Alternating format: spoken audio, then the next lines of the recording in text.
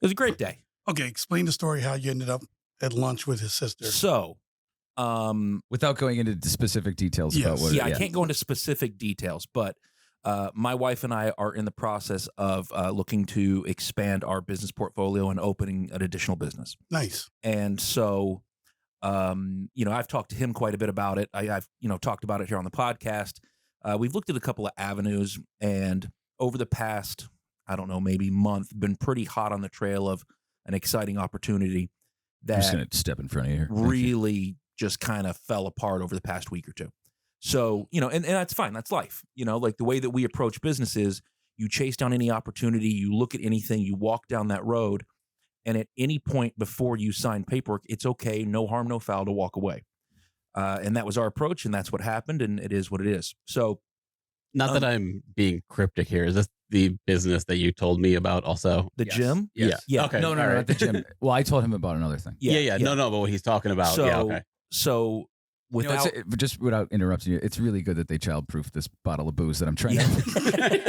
It's fun to watch it on the corner of my eye. I'm like, man, it's easier to open a lighter and.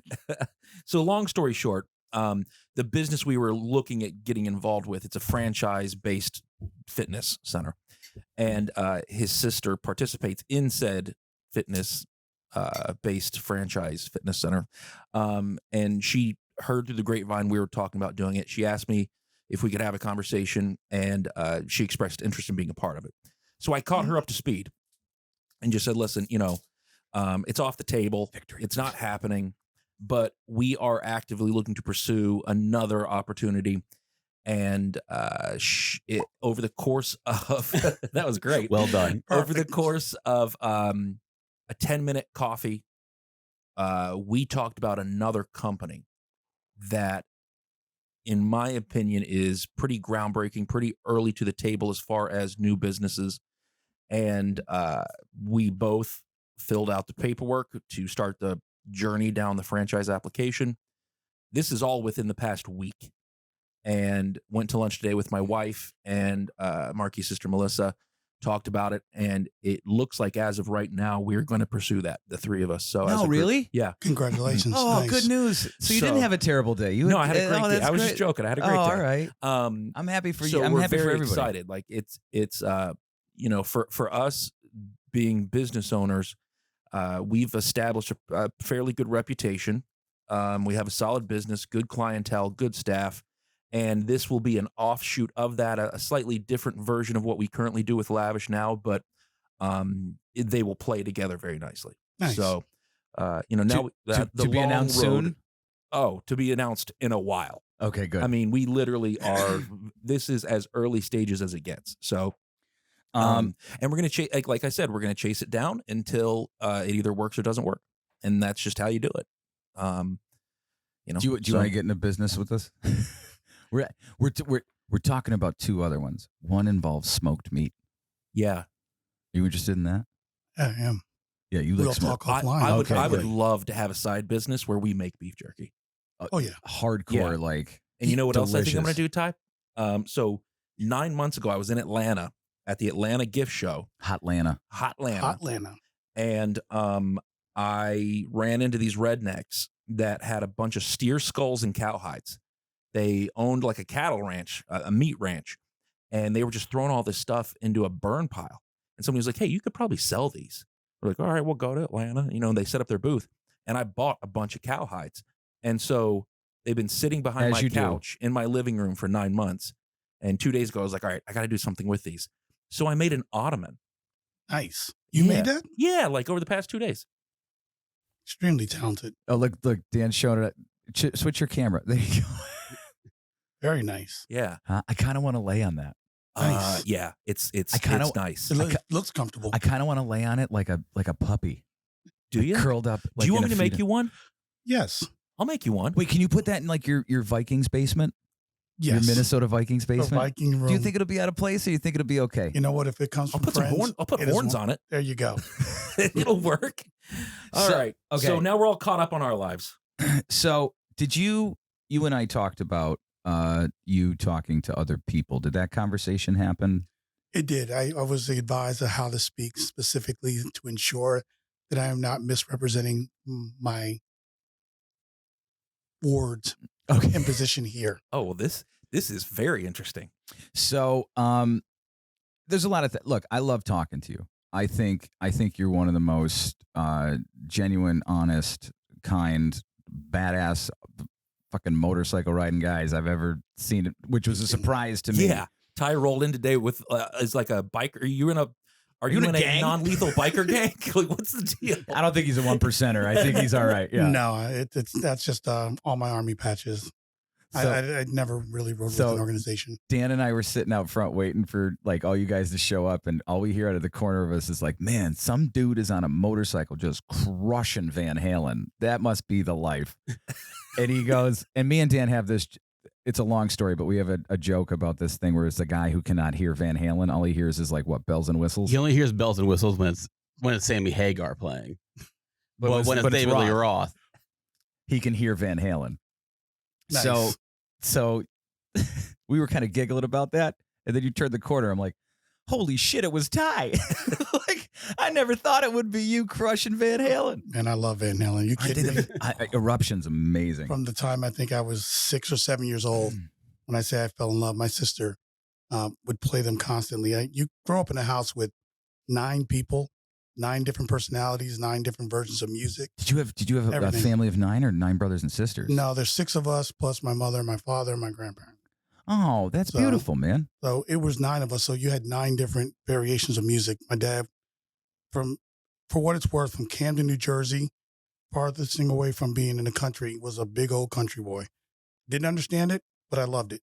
Kenny Rogers, I mean, he would just play He's country a gambler, music. man. Yeah, And so that's why when people get in my car and they ride for any extended period of time, they look at me and I'm like, what's wrong? Your music, eclectic. Yes, I'm all over the place. You may hear Miley Cyrus. Party in the USA. You might hear that. All right, Dan. You might hear the number one hit. You might hear a Milli Vanilli song. You might hear Tupac. I mean, I just cover all. I of have them. an issue with the Milli Vanilli situation now that I'm in my 40s. Yeah. What did they do wrong? I They- don't know what they did. lied. No, not really. I mean, but okay. Was did it them pre-recorded? Mm-mm. No, they were just the Oh, dance group. Yeah, but then again, have you ever heard of the Wrecking Crew? Of course. Yeah, so the Wrecking Crew. I mean, that's how music was Mhm. forever until the Beatles and the Stones came along. That's just how it was. Mhm. So maybe they didn't do so. I don't know. Dude, they could. Okay, here's the thing. The people who actually sang on that album, girl, you know it's true. I promise you, I saw them. They can't dance. Not at all. They didn't even have 2 left feet. They No. were just, it was horrible. But they could They could blame sing. it on the rain. Yeah, yeah. That was a great you song. actually sounded better than Yeah. Milli Vanilli did. Yeah, Well, real. what a compliment, Ty. What a No, compliment. no. I mean, they actually sang live after all that controversy. It was they kind of. did. You never saw that? No. You can Yeah. YouTube it. It was horrible. Oh, Like man. they should have just walked away. Well, you said Miley Cyrus earlier, so I mean, to this day, one of my favorite songs is "Wrecking Ball" because of these 2 idiots. And one night, how I mess with them at a bar. I don't want to tell that story. Oh, come on. You don't It's want to pretty tell that? dangerous. Okay. You have to. Do you want me to tell It's- You could tell Please. it. All It's right. hilarious. And I'll interject where you do it wrong. And okay, if I screw it up, Dan, will you jump in? I And still then- have a lot of PSD from it, but yeah. So and trust me, this is not a PG story, and Okay. and we will get to Parental advisory warning. Yeah. yeah. If you're When under we the age of 16, when please we- leave the room. when I- Nothing bad happened. when I But up 3 very basic, run-of-the-mill vanilla guys, we were like, let's do something crazy. so just so you know, is that when I upload the podcast, there is a explicit content warning when I do it. Every episode I do it, just in case. So my friend owns Stage West, right? And they were having their last show there, and Modern Ties was playing. And I don't know if you know who Modern Ties is, but they're a really talented local band. Probably top 3 local They bands. used to go by Black Tie Stereo. I don't know if you heard of them. I've heard of them. So they were playing. I know probably 50 to 75% of the band. Micah, I had no idea knew the band. And my Right before New Year's Eve, also. this was right before. So New Year's. we're all in this very holiday enthusiastic spirit. We're all out. We're all having a good time. With really the first time the 3 of us hung out at a bar. outside Yeah, of here. yeah. Yeah. So Dan and I have known each other for over 20 years, about 20 years, Sure. 20 years. And we are ridiculous as far as like the things that we're like, hey, like if the sun comes out today, maybe we should go to Montana. You know, like stupid stuff like that. Random, I like that. random, or like Hot Dog Johnny's because it's Tuesday. So I said, if they play Wrecking Ball as their first song, there was 2 songs. It was Wrecking Ball or Party in the USA. Party in the Party in the USA, USA, yeah. right? Because I knew that was never going to happen. I said, but if they do, I will do cocaine. As a joke. As a joke. It was an off the cuff joke. We don't even know where to get cocaine. So here's that was my question. I've My never next done question. cocaine. I don't want to do cocaine. right. And But I was like, you know what? We'll make a man's bet right now. this If this happens- happens, I will stand true to my word, and we will do cocaine, I guess. So now, full disclosure, in my 20s, I was a recluse. I got sober in 2010, but the Colombian marching powder somewhere made its way into my life through those times. Right, I don't do that anymore. So we were there, and then my other buddy showed up who's in a band, and I'm like, yo, and the stipulation, one of the stipulations was no one talks to the band from this moment on after we make this bet. So it was real and it was legit.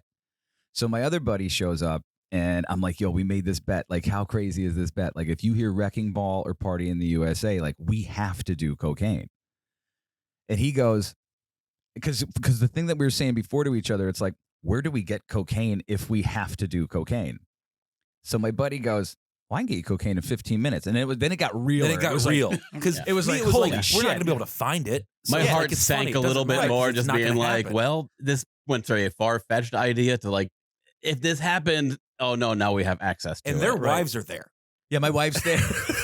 Dan's wife's Oh, there. yeah. This story gets better. I love this. Keep going. So we're sitting there waiting, and it's just like, all right, well, we are going to know within the first like 2 notes of what's going on that we are off the hook. There is no possibility of us doing this, right?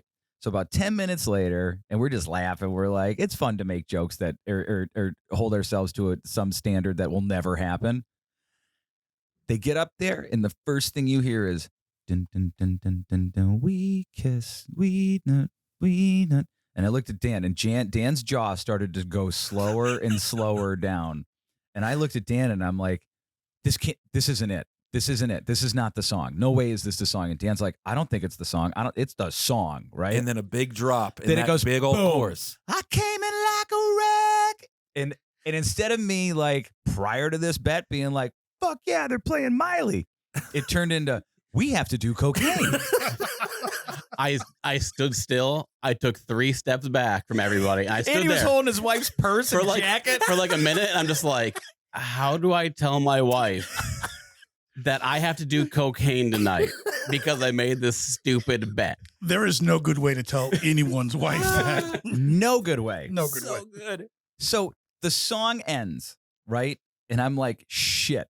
Like, I know I've done this before. I never said how much we have to take. Right. And We start throwing stipulations out. Oh, it just has to be These just a little bit on the These team. 2 are having a panic attack, and I'm over there dancing like an idiot to Miley Cyrus. Right. And I looked at Dan for 1 second, and I'm like, I didn't know Micah wanted to do cocaine. So the dude gets done singing, and I think he goes, that was for you, Marky. And I was like, wait a second, right? And Micah starts laughing. He was texting him the whole time to play Wrecking Ball. So that's our quick cocaine story. Yeah. So You were let off the hook. oh, it was all the, you know what it is? It was all the emotions that you had when you watched Cops and you found out that the guy was with a hooker and the hooker's name was Bob and he didn't know it. So like all the emotions he goes through where he's like, is my life a lie? Like, am I going to jail? So that was just like, I like doing stuff like that because it's absolutely ridiculous and it breaks you out of the norm of what's going on. So I'm a little ridiculous when it comes to, like, hey, let's go to the quad streaking. So Nice. we're residents of Scranton. We started doing this podcast because of, full disclosure, not fans of Joe Biden. So we got pretty upset when they turned Spruce Street into Biden Street because my thought was you haven't given them enough time to screw stuff up yet. Usually it's like you name the thing after they're out of office, and there's no sex scandals like Clinton, and there's no Nixon Let's way. go through them. Yeah, where do we begin? So that's how we started this, and we like talking to interesting people about interesting topics. I believe that you were not on the school board when we talked to you the first time.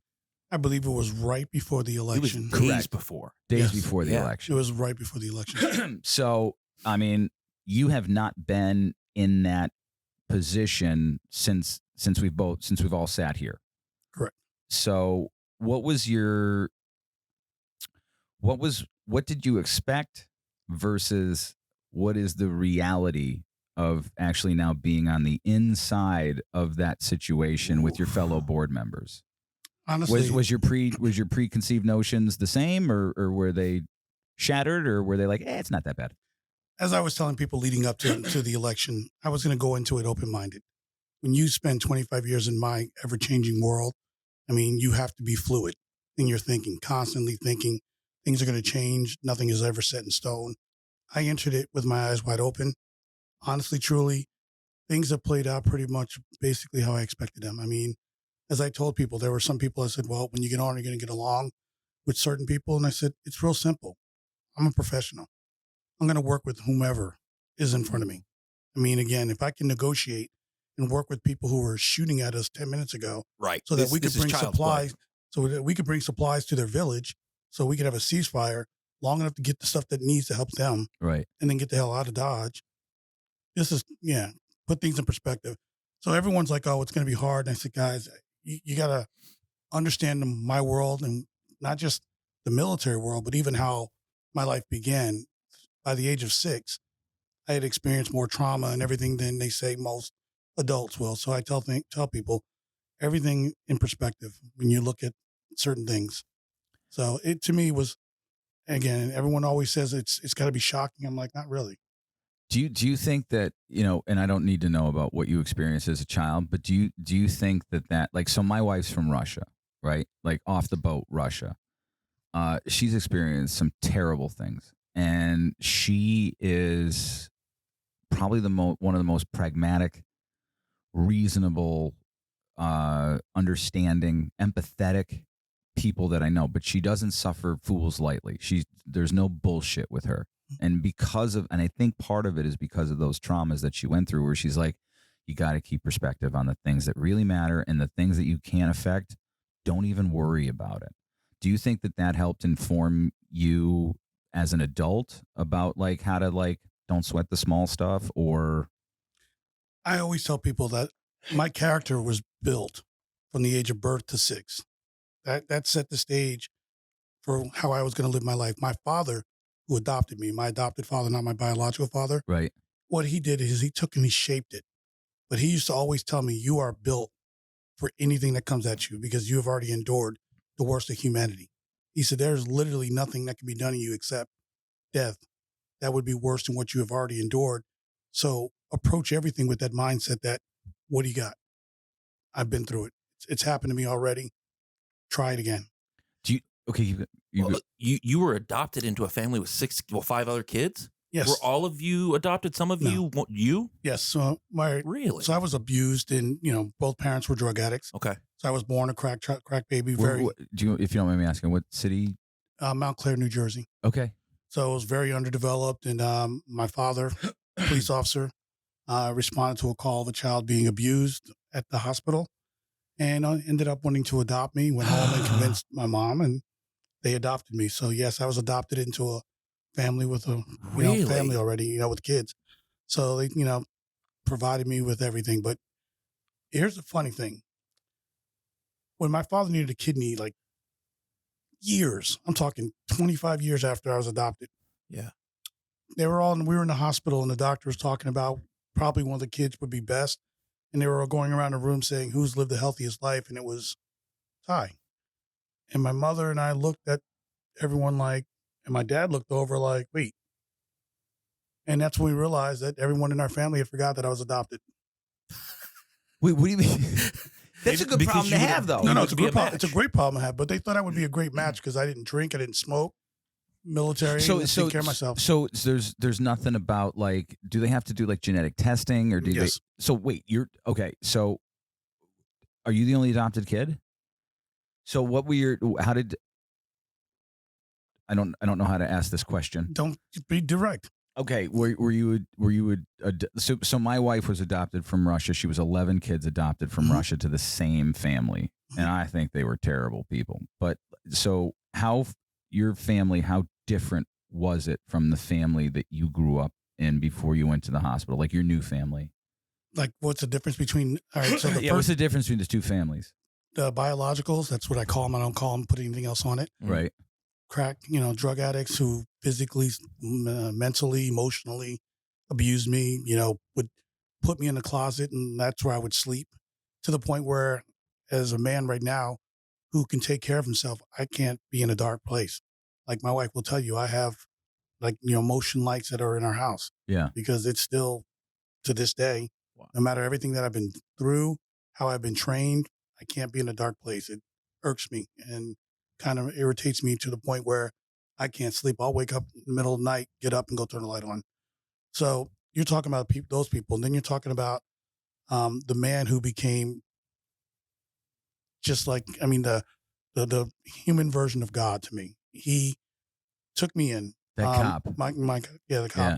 took me in. He nurtured me. From day one, he had to sleep in my room or stay in my room till I went to sleep every night. He had to kind of rearrange their lives because there was so much work that needed to be done with me because I was so far behind physically. I was still almost in diapers and almost nonverbal. I was At 6. Yes, I was very far behind. So they had to really put a lot of effort into me while still having other children and full careers.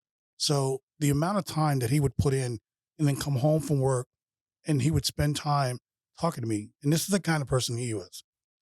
He went back to school, and this is before the internet, to get his degree in. He already had a degree in criminal justice, but he went back to become a counselor so that he could learn how to help me get through all these things.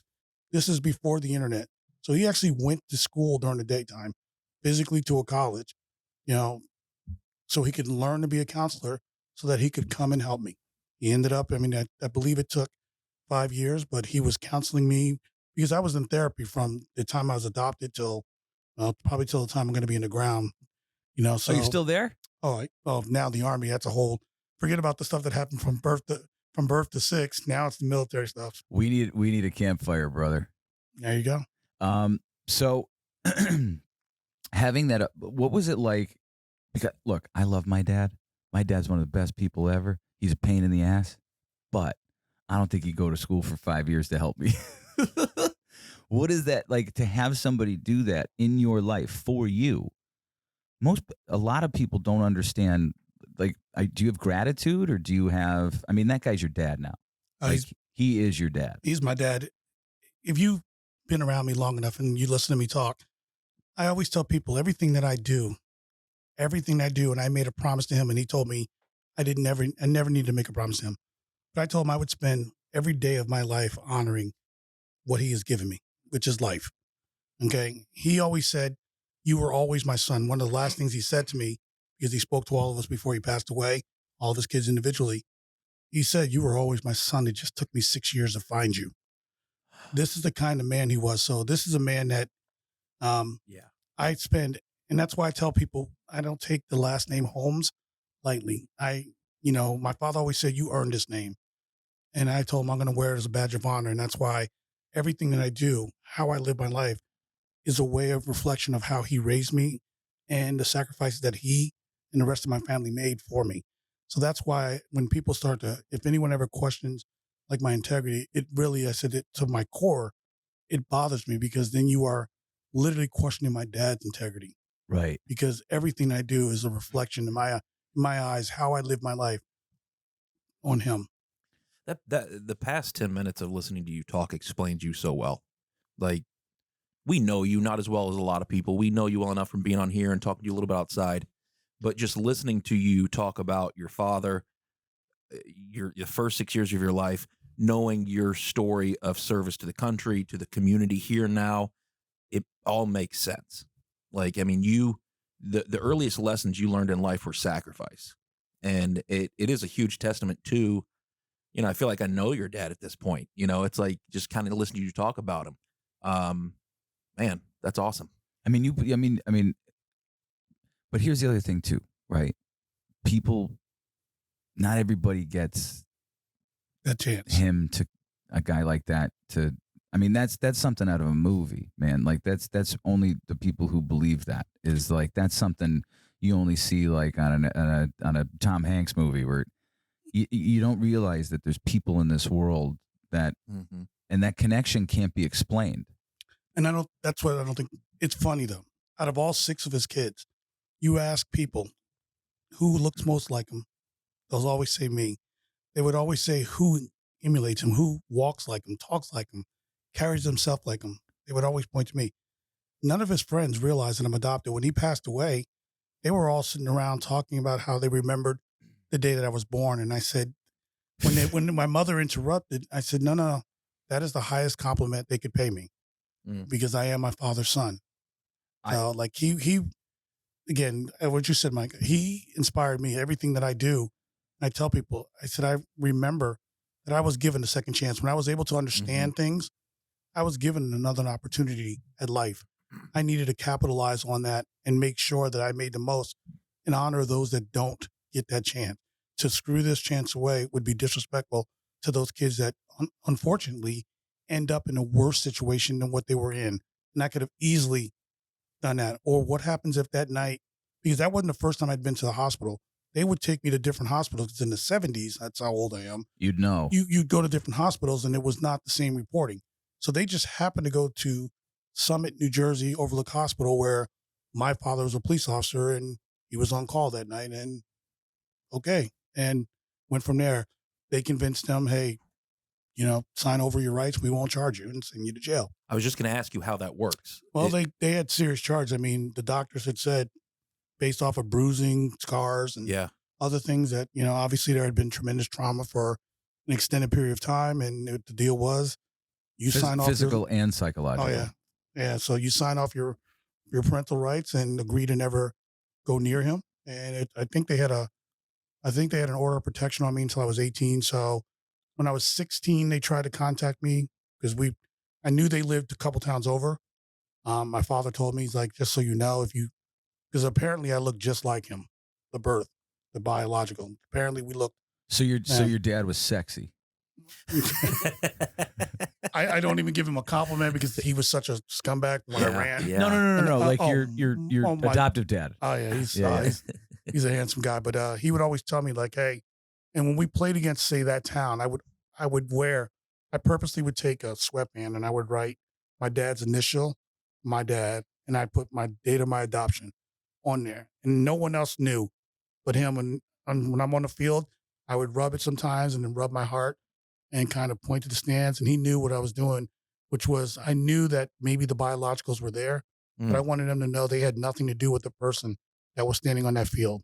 The person that had the most to do with it was this guy, the guy that was on here. So he knew, my coach knew because I told the coach, my coach was about no showboating, not showboating. This is about something else. This is respect, man. Yeah. Do you celebrate your adoption day? Yes, I do. Like a birthday? Yes, we do. What day is that? March 10th. Oh, we just missed it. Yeah. Thanks for the invite, Ty.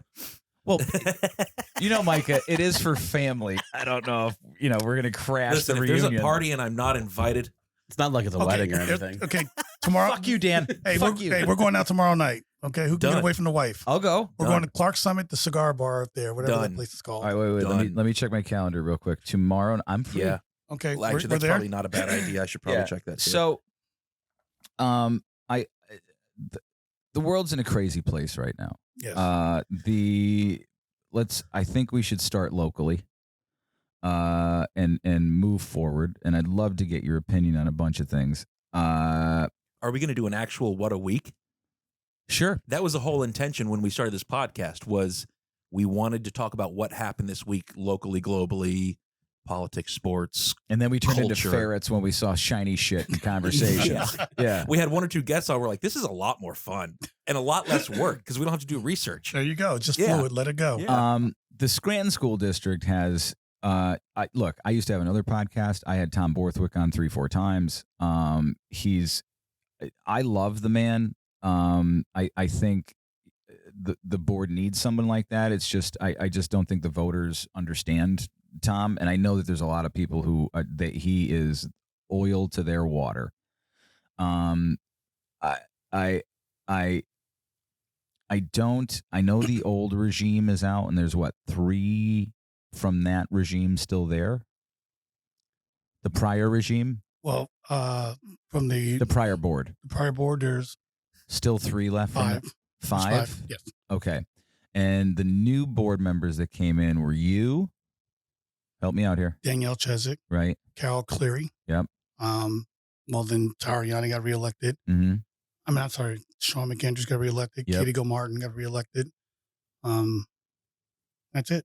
So I don't want or expect you to criticize any of your current board members. I did watch the board meeting. What was it? 2 weeks ago, and it struck me. It made me sad, and it struck me in a way where it's like, of all the things that this school district has gone through over the last 2 years, over the last 2 years specifically, but the years prior, it seemed that there was one side that was incredibly disrespectful and not willing to have a conversation. And there was another side that were trying to be pragmatic, productive, and proactive. And did I read that right? As a viewer? As a viewer, what you saw is a lot of people see the meeting on the floor. What they don't understand is there's email traffic that goes back and forth. There's a work session. What you saw is passion. Everyone it displays it differently. Sure, I agree. Yeah. Everyone displays it differently. Everyone reacts differently. Everyone's still learning to work together. What I tell people is, I've had conversations where people say, "Well, the majority 6 and 3." I said, "No, there are 9 individuals trying to work together, and what we are trying to figure out is how to do that. We have only been together for 5 months. Right. Again, the only time I've ever seen anything come together quicker than that is in the Army, because you're all trained a universal way, so you're interchangeable no matter where you go. But we're still learning how to figure out, work with one another, multiple different personalities, upbringing. It's just a matter of figuring out how to deal with each other, but also how to fix issues that we all inherited. Scranton has had, as you know, school district has had issues going back 30 years. Yeah. All right. So I always tell people, Rome wasn't built in a day. Okay. These problems didn't just manifest in the last 4 years. The majority of them have been going on and on, starting with, most importantly, is underfunding. That is, I'll say that till the day I'm in the ground. I'd say 85% of our problems in this city right now in the school district are all based off of fair funding. Because if you look at the amount of taxes we're raising, the reason why they're up, because we're so underfunded. Look, Right. We're closing schools. So I think it's a lot of frustration on our parts individually, because we're all trying to figure out how to solve this and how to solve it. I don't want to say quickly, but faster than Harrisburg will allow us. Because honestly, if Harrisburg went today and said, fair funding to you guys right now, immediately this year, do you know how much that would change the circumstances of this city? So I think what you saw was just a lot of people just trying to figure out, how do we get from A to B together? And it's learning how to work with one another, learning how to fill each other out. Again, some people take me as abrasive. I'm direct. I find don't you have time. honest, man. I'd rather you stab me in the heart than the back. But some people just don't appreciate. Some people they don't understand. They think, and I've had this before. When I was running, I would speak to boards into places, and I would tell them, if it's something offends you, I apologize, but I got to be me. So I would always tell people, I'm direct. Some people just take that and recoil. Some there. So it takes a little getting used to of finessing for all of us to learn. Again, you have 9 different personalities. No one is the same. And I tell people, this is what it's like. We sit around the table. We throw 9 ideals into the middle of the table. Mm-hmm. We pick one up, and the person who picks it up, here, this is what my ideal. Okay, that didn't work. Put it down. And we pick it up and we move on. The way I look at it is this way: we're going to have some spirited debates. It's going to happen. It's called democracy, and that's a beautiful thing about democracy. We are going to have those. What I think people could take away from it is passion. If you don't have passion and you don't have that fire in you, then maybe you shouldn't even be in this position. So I kind of would rather have a person that's got some smoke and some fight in them, because I need that, because that's what we need to fix these problems. We need that passion. I need that fire in you, because we have some serious problems that we need to address, but we have to also be mindful that we have to take the same spirit and direct it where a majority of it belongs, which is Harrisburg, and say, what are you doing for us? There's an old phrase that I love. And Don't eat yellow snow. Yeah, that one. That's one of them. But it's easier to tame a Mustang than to breathe life into a corpse. And it sounds like what? I never heard that never before? heard that. I've Yeah. heard that. I have never heard that. Yeah, it's easier to tame a Mustang than to breathe life into a corpse. Okay. Yeah. Keep Well, going. I had a boss that told me that. He's like, listen, I don't need you to give me 90%. I don't need you to give me 110%. I need you to give me 100%. He said, at 110, we have a problem because you're making mistakes. He's like, you're like a wild Mustang. He goes, I'd rather have that than 90 though. And it was like, and then he kind of explained it to me that way. Right. But I don't want to walk away from it too quickly. You said fair funding.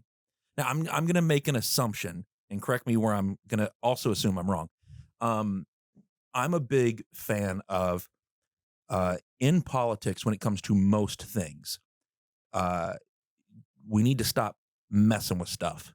Like, just make it fair, make it equal across the board, be done with it. I believe that in the way our tax is structured, it's like it feels like every 4 years we're arguing over R or D, what tax structure. And it's like arguing over what slave master. You're right. Just make it it's this percentage for everybody. I agree. And if you have, like, there are some out of your control situations where you might need a break. I get that. But like, this is just how it should be. My assumption would be, if there was common sense involved, it would be, this is how much it takes to educate a kid in one calendar year. Your school has this many kids times X. That's how much money you get. That would be a common sense approach to me. Is that not what's happening? No. Okay. And that's what people like Marty Flynn, Bridget Kozlowski are fighting, and all of us are trying to fix. The way that they would compute how much money you would get is so distorted. It needs to be thrown away, and that's what the Democrats are currently in the House Can I ask fighting. you a quick question? Yeah. Do the test scores have anything to do with the funding? No, but let me answer that question this way. You can see lower test scores in districts that are underfunded. So when you look at districts throughout the state of Pennsylvania, we'll keep it local, scores are lower in schools because you are taking programs away from them. You are taking opportunities away. So yes, schools that are underfunded, like Scranton, all right, you'll see Wilkes-Barre, you see lower scoring. Districts that are properly funded, you see the higher test scores, more kids going to college. And that's the argument we're making is, wait, we're already starting our kids off at a disadvantage. And for instance, I did the military board for Matt Cartwright. All right. Probably did that, I believe, 5 months ago. And we had 2 kids from Scranton competing against several other kids from Lackawanna. The kids from Scranton were phenomenal. And it was sad to look at their bios compared to the kids at other districts because of what they were experiencing. All the different programs, the different languages, the different things. We are in a financial crunch. And again, I know a lot of people like to say, well, you're spending the crunch in a hole that we're in. This took decades to get into. Mm-hmm. Decades. Like, this did not happen with a bad contract here. Trust me, it's not that fragile of a district where one bad contract is going to put us in this financial bind. It's taking decades to get here with underfunding. And that's what we're trying to sit there and say, like, look at our kids compared to another district and tell me, where's the difference? What's the difference? You'll see the different programs that are available to these other kids. Okay. They're trying to implement STEM right now. We're trying to implement STEM. That should be there. I agree. And then, I don't know what that is. You should tell me that. Science, technology, engineering, and math. I like those things. Yeah. And we should have those, but we also have to look at everything we do. We have to look under a microscope because financially, the state is significantly underfunding us, and grossly underfunding us. So, and mind you, I'm not here speaking as a school board member. I'm Ty Holmes. You're a private citizen. But I just want to make sure, because someone might watch this and say, well, he's not speaking on behalf of the board. And I don't want to give anybody fuel against you at all. So dumb it down for us. I know it's going to be unbelievably convoluted, but what is the number? I think it's between like $11,000 and $16,000 a year, depending on where you live, Right. to educate a kid for high school. Is it that we're just getting a lower dollar amount? Yes. Okay. That's simple. And how are they getting to that number? Why? Again, the old formula Or why? that none of us when? understand. So When? can you give us Wait, like wait, the wait, dumbed hold down on. version of how they get to that number?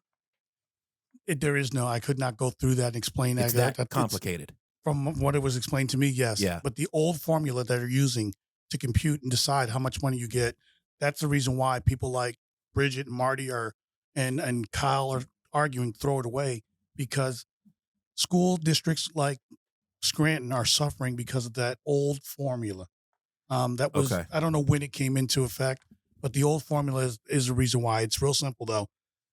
You're right. Every school district should get, say, $11,000 per student. Mm-hmm. There are some districts that are getting that. Scranton's getting half that, and that's where the problem is. If you're going to fair fund across the board, every kid in Pennsylvania you get this much for that. There also, you can look at the tax base. You can also look at what's the income of the city. There's a lot of factors that go into that, but the bottom line is we're not getting close to what we should be. And when you do that over a long period of time, that's where that negative equity comes in. Mm-hmm. And that's where we have so much. That's why people are like, oh, it's bad contracts. I'm like, no, I did the math just playing around one time and I came up with like, and again, I could be wrong. I'm like $300 million over 30 years that we've been underfunded. I mean, I'm a business owner. We're all business people. And it's Well, like, you're better at it. you can certainly you can make the argument that your P&L's got to be balanced, obviously. But if all of a sudden next year I'm making 50% of what I made the year before, and I have the same amount of clients coming in, to use a business terminology, of school, business example, well, yeah, it's unsustainable. And after 30 years, it almost feels like the school district just needs like a one-time influx to level the balance sheet, then new rules moving forward on how it's funded. Well, I mean, I was just in Harrisburg and they were talking about this $7 billion surplus. And they were talking about if we actually receive fair funding, all the school districts. Yeah. Right now, it would last for 5 years. I'll take that. Yeah. Because in that 5 years, imagine what we as a city could do. I mean, look at the city of Scranton just came out of distress. That's if they're proactive about it. Do you know, Again, do you know what I mean? To not go into further and speak like I'm a representative of the board. No, I'm not saying. I mean proactive. You mean down in Harrisburg? No, I mean proactive, like the community, like the school district with the city, with the county. Like everybody's got to be like, look, this well ends in 5 years. Like, what can we do? Well, you have 5 years to fight. That's if someone It gives you a chance. Gives you a chance. And again, if you address something right now for 5 years, imagine what you can do. Shortcomings you can address. And you have 5 years to fight that. And you have 5 years for legislators to figure it out. Like you said, proactive. Okay, this is 5 years. We need to come up with a plan.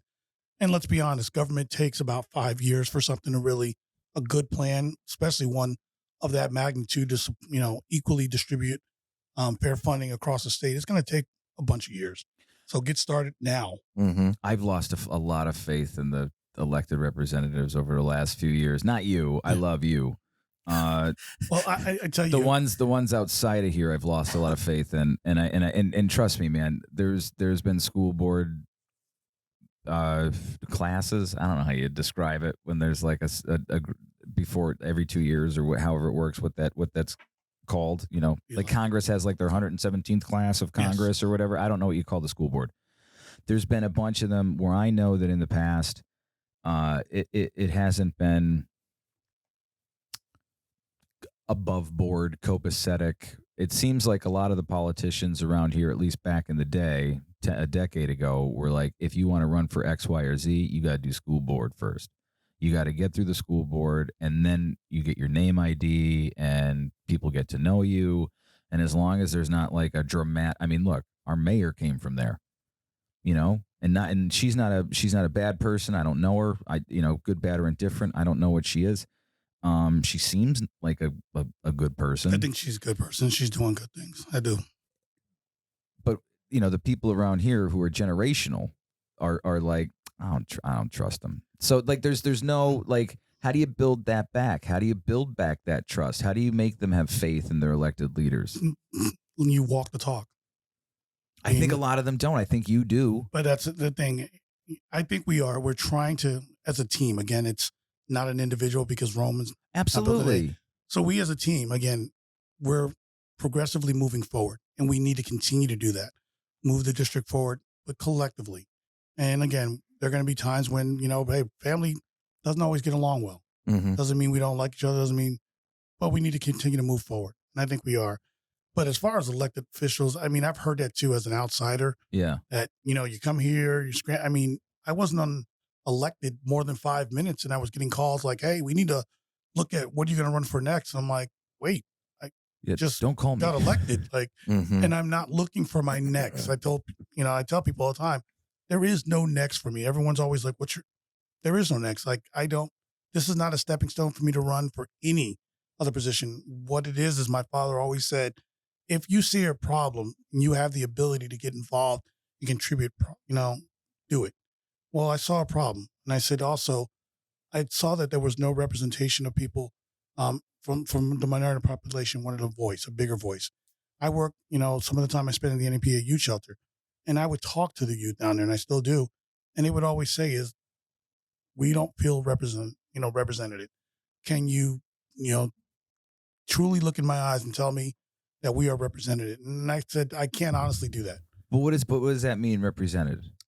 A person that I'm going to ask you dumb questions. No, you're good. Okay. Someone that speaks for them, someone that not only just says I work for all the kids, but, as they know I'm in the community. They've seen me. Someone that is working with them, delivering food, understands. And then I also tell my story of where I came from. And they said, well, someone that will understand maybe some of the things that I'm dealing with, will you be that voice? And I tell them, yes. That's one of the reasons that inspired me to run. Is, number one, I owe a lot of my, success in life to teachers. My teachers had to work with me twice as hard when I came into school because I was so far behind my peers. I mean, it took me to make my senior year really to feel like I caught up. Academically, I was chasing everybody. Right. So, I mean, I literally was last kid in the class until high school. When I think my sophomore year, I really hit my stride and got got a little bit more comfortable. My junior year, I'm like, okay. My senior year, I'm like, okay, I'm good.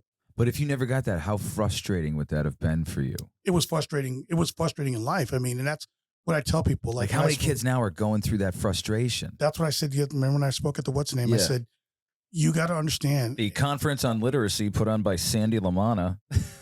Shout out to Sandy. Great job, Sandy. I like that. Sandy, if you're watching, we love you. Thank you. Yeah. Phenomenal. But, one of the things that we're not addressing is that, kids are going home and they're frustrated, but here's you have to take it a step further. Look at it this way. Minority schools were underfunded for. Are we a minority school? Yes. Oh God, yeah. So what's the breakdown of Scranton? Yeah. Off the top of my head, I would have to. I mean, ballpark. I don't even know ballpark. Okay. I just know that we are definitely a minority. It's minority-based school. You're talking about between Black, Hispanics, the Nepalese. If you take all, there's a huge Bhutanese community. Yeah. So if you take all that together, 62 languages are spoken at that school. Something like that. It's a lot. Yeah. So you say minority schools were always underfunded for segregation reasons during the segregation. Once segregation ended, we never addressed the one thing that we needed to, funding. So it goes back that far. The grandparents that were not given a proper education. They were students in high school. They became parents. Okay. Then they couldn't help their kids with homework when they came home because they weren't educated. Yeah. Okay. And then those parents became grandparents, and those kids became parents. You understand what I mean? Yeah. It's a cycle, and we continue to perpetuate it, meaning every generation has been playing catch up. So I look at it from the perspective as a race in society, minorities have been playing catch up. And I remember me growing up and how frustrated I was coming along saying, why can't I, get it as fast as, say, some of my other classmates? Why do I need a tutor for this? Why do I this? And I would keep it. It was something internal. I mean, it was never external because my father said, question isn't why, it's I'll get it soon. Like, don't ever question, you'll get it. But you're a human being too. Yeah. But he would always say, my dad was always saying, don't ever look at it as it's, negative. It's, I'll get it. I'll just have to refocus in eventually. Mm-hmm. He would always say that so that I would never live my life with this, woe is me. He would always say, "You're never going to do that." Well, that's what frustration leads to. Yes, and that's what he said. He said they had already, therapists, by the time I think I was 14, had already planned my life and told my parents basically I was going to grow up to be the Black Charles Manson because of all the violence that I experienced, different things. Not the Black Marilyn Manson? No, Charles okay. Manson. I would love that. But my father... The beautiful people. Yes. But my father never, he kept that stuff away from me. But he also said, when I got older and he told me, he said, they already had your life planned out. And Are you being hyperbolic, or do they think you were going to run a cult? no, they really thought I was going to be, because it was that bad. I think I let 2 people have read the actual adoption report, and my first wife, and she bawled her eyes out, went to her room, shut the door, and looked at me differently from that point on. Like, Wow. In other words, it was very graphic. The report is extremely graphic. Yeah. And it breaks it down. But I think, if you go into a situation like, and I'm speaking, as far as like how it should have been. Right. If you go into a situation like that, when you're somebody who's around to evaluate, assess, or help a child, Mhm. to come to the conclusion of, like, it's almost like a self-fulfilling prophecy. Oh, like this, like, forget about this kid, right? He's going to end up being a psycho, right? That's what it was. But somebody got into your life and didn't look at you that way. And that's what I'm trying to do for the kids of this city. And that's what I've been trying to do my entire life is So do it's what my not father- hopeless. No, just try to inject yourself and help where you can. Some people don't realize it may be something as small, a simple gesture will change the track of someone's life. It doesn't have to be something as grand as I'm going to adopt you. It could be something very minute that you do that will change that child's direction completely. The course of their life could be altered to a positive, but you got to get in the game. So that's what I've kind of tried to do with my entire life is, again, I revolve everything like, again, I remember being frustrated. So I understand them. And I'm very honest with kids saying, no, I understand I was that kid. I was behind because I was playing catch up. Mhm. Because as I'm catching up, my peers are still going. They're not stopping, waiting for me saying, academically, hey, catch up. So they're still, progressing. So I'm working twice as hard.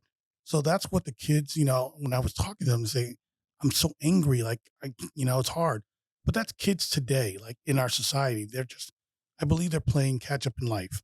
And I'm trying to help as much as I can. Do you think a positive influence and not, look, every now and again, people will, what's the best word for this?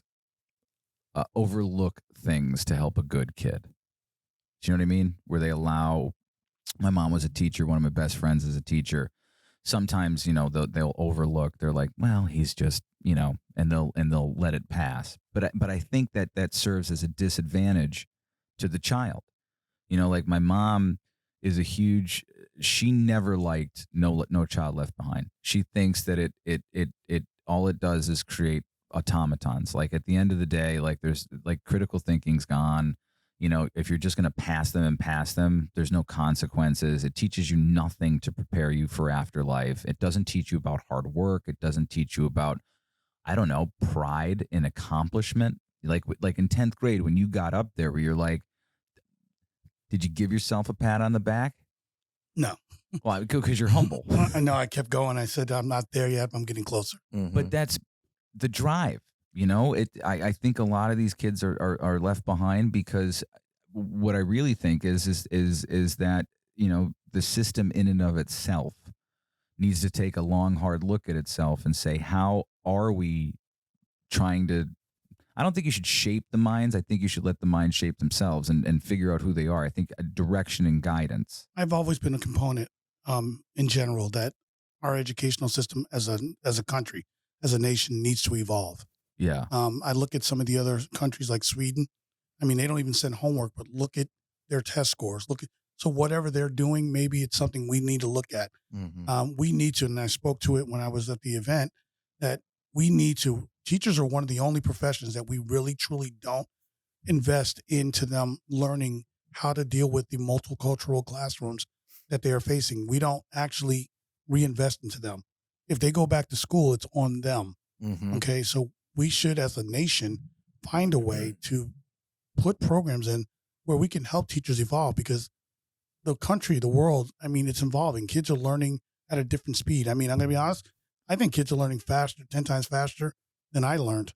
I'm looking at stuff now going, no. So the kids are My learning concern faster. is like, do they fully understand it? You know, I know kids who are just like brilliant, but then when you try to talk to them about like, you know, history or human behavior or something like that, they are at a loss to try to understand that. So in other words, like they have the book smarts, but like the street smarts, they don't have. Well, that's what I think you get at home. I think that's another thing I always say. I think you think that's a big issue too? Yes, I think we put way too much at the feet of teachers. I will always say that. You know, I said it 10 years ago. I'm saying it today. You have to take responsibility as a parent, guardian, adult. You have to teach your children stuff.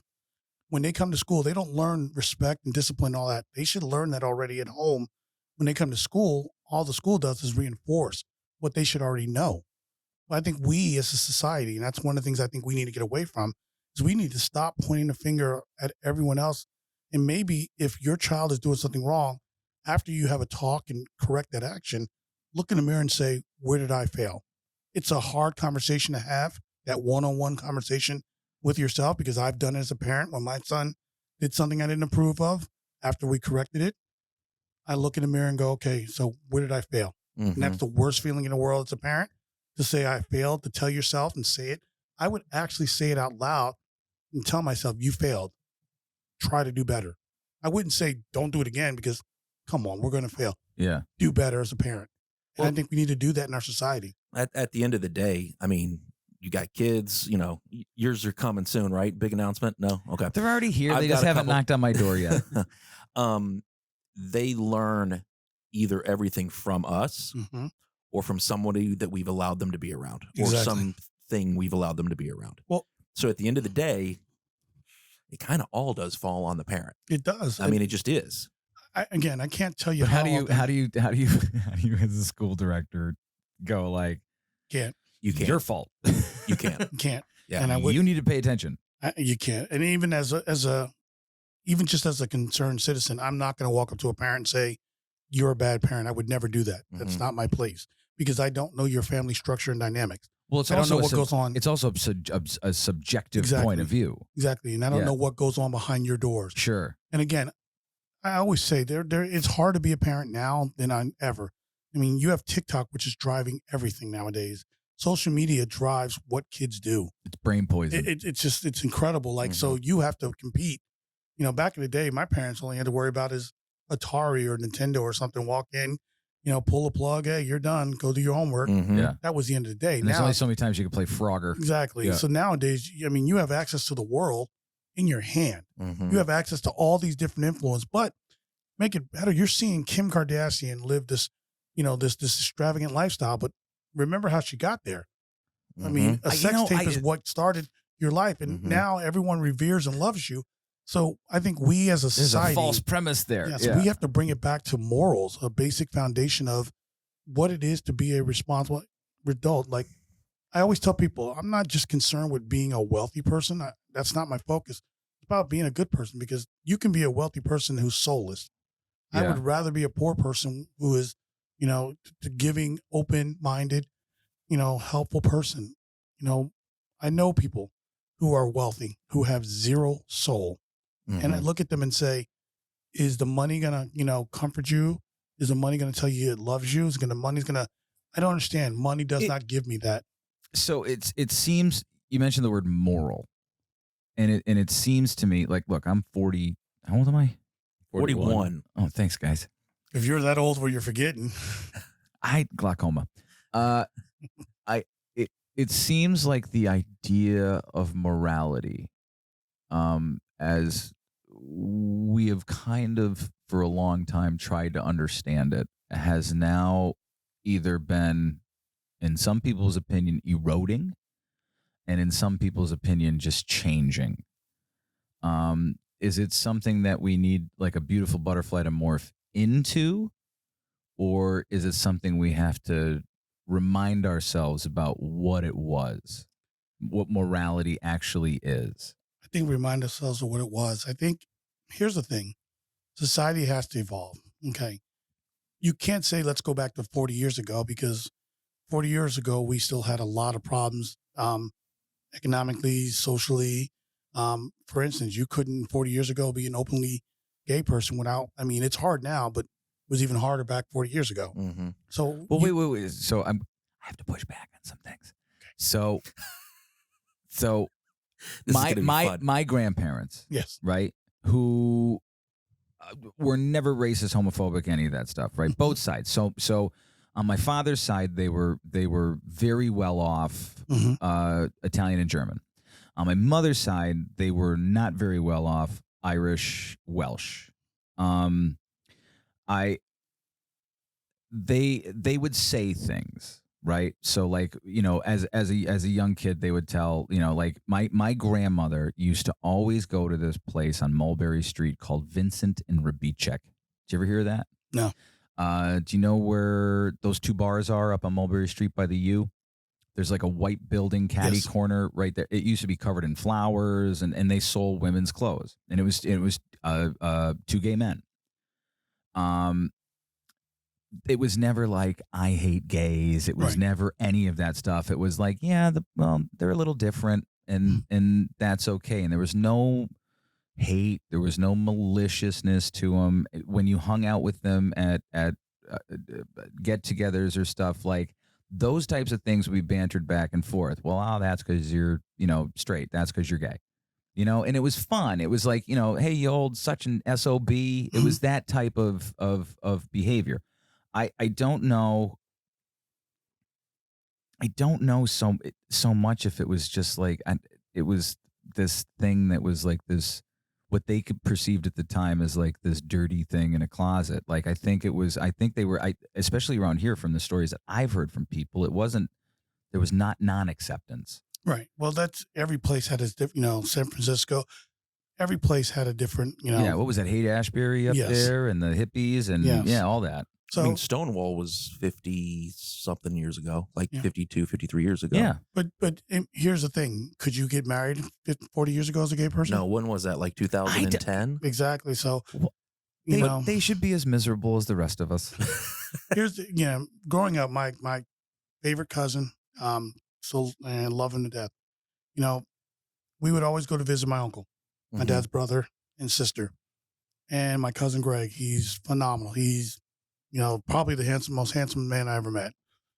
And I would hang out with him, and we didn't have that distinction in our family. Gay, there were no labels. My father even said with color, no labels. You accept people for how they treat you, and you deal with people based off of that. So when I got older, I started realizing, okay, and never had a conversation with Greg, never talked. There was no need to. But I remember, I think one of the last conversations we had after I joined the military and I came home was that he was just, I can go off and fight for my country, but I can't come home. I can't get married. And that was something that had always stayed and bothered me. You're right. He served his country, but could not come home.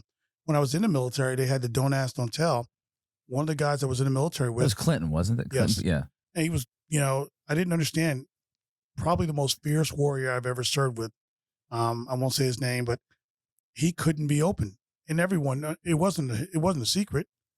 Everyone knew. And we had some people that would say, well, I can't believe you hang out with him because, I'm like, because what? I don't get He's that. not an asshole. No, that's it. He's not you. I would say to people, he's not you. So why would I not hang Matter out of with him? fact, I prefer him over you. You're a terrible person. Exactly. So, but he couldn't live it. Here's them again. I'm standing next to someone who's serving their country, putting their life on the line, but he couldn't live his own life. He had to like hide. A genuine life. And I just never understood that, and said, that's why I said we can't go back to 40 years ago, but we have to find a balance for today's society where we bring some of the old fashioned morals back, but pair that with what we have going on today. Today, it seems like the wild, wild west. Like, and it's sad because our kids see, these influences and think that's it. That's what I need to aspire to be. Not all. And I don't want to label all kids. You'd be surprised. But a lot of our kids are seeing, nowadays, if you have a phone, you can make $100,000 off making 3-minute videos. and posting them twice a week. Do you remember Bad Baby? Do you know who Bad Baby is? She was on the Dr. Phil Phil show. Yeah, so Cash Me Cash Me Outside. Outside. How about look that? at her. She just bought. Didn't she buy a house for like $7 million cash? She Dude, made she- like $18 million. In No, like it was like 6 $36 or $50 million. But here's the ring. Here, if you remember that child, 'cause I remember watching that episode, going, "That couldn't be my child. Wow, like, that could not be my child." At Like, the time, none of us wanted it to be our child. I still don't want her to be my child now because, again, Yeah. But now, if from what I've heard and what I've read, that behavior, kids are looking at it going, "Wow, it worked for her. Why can't it Right. work for me?"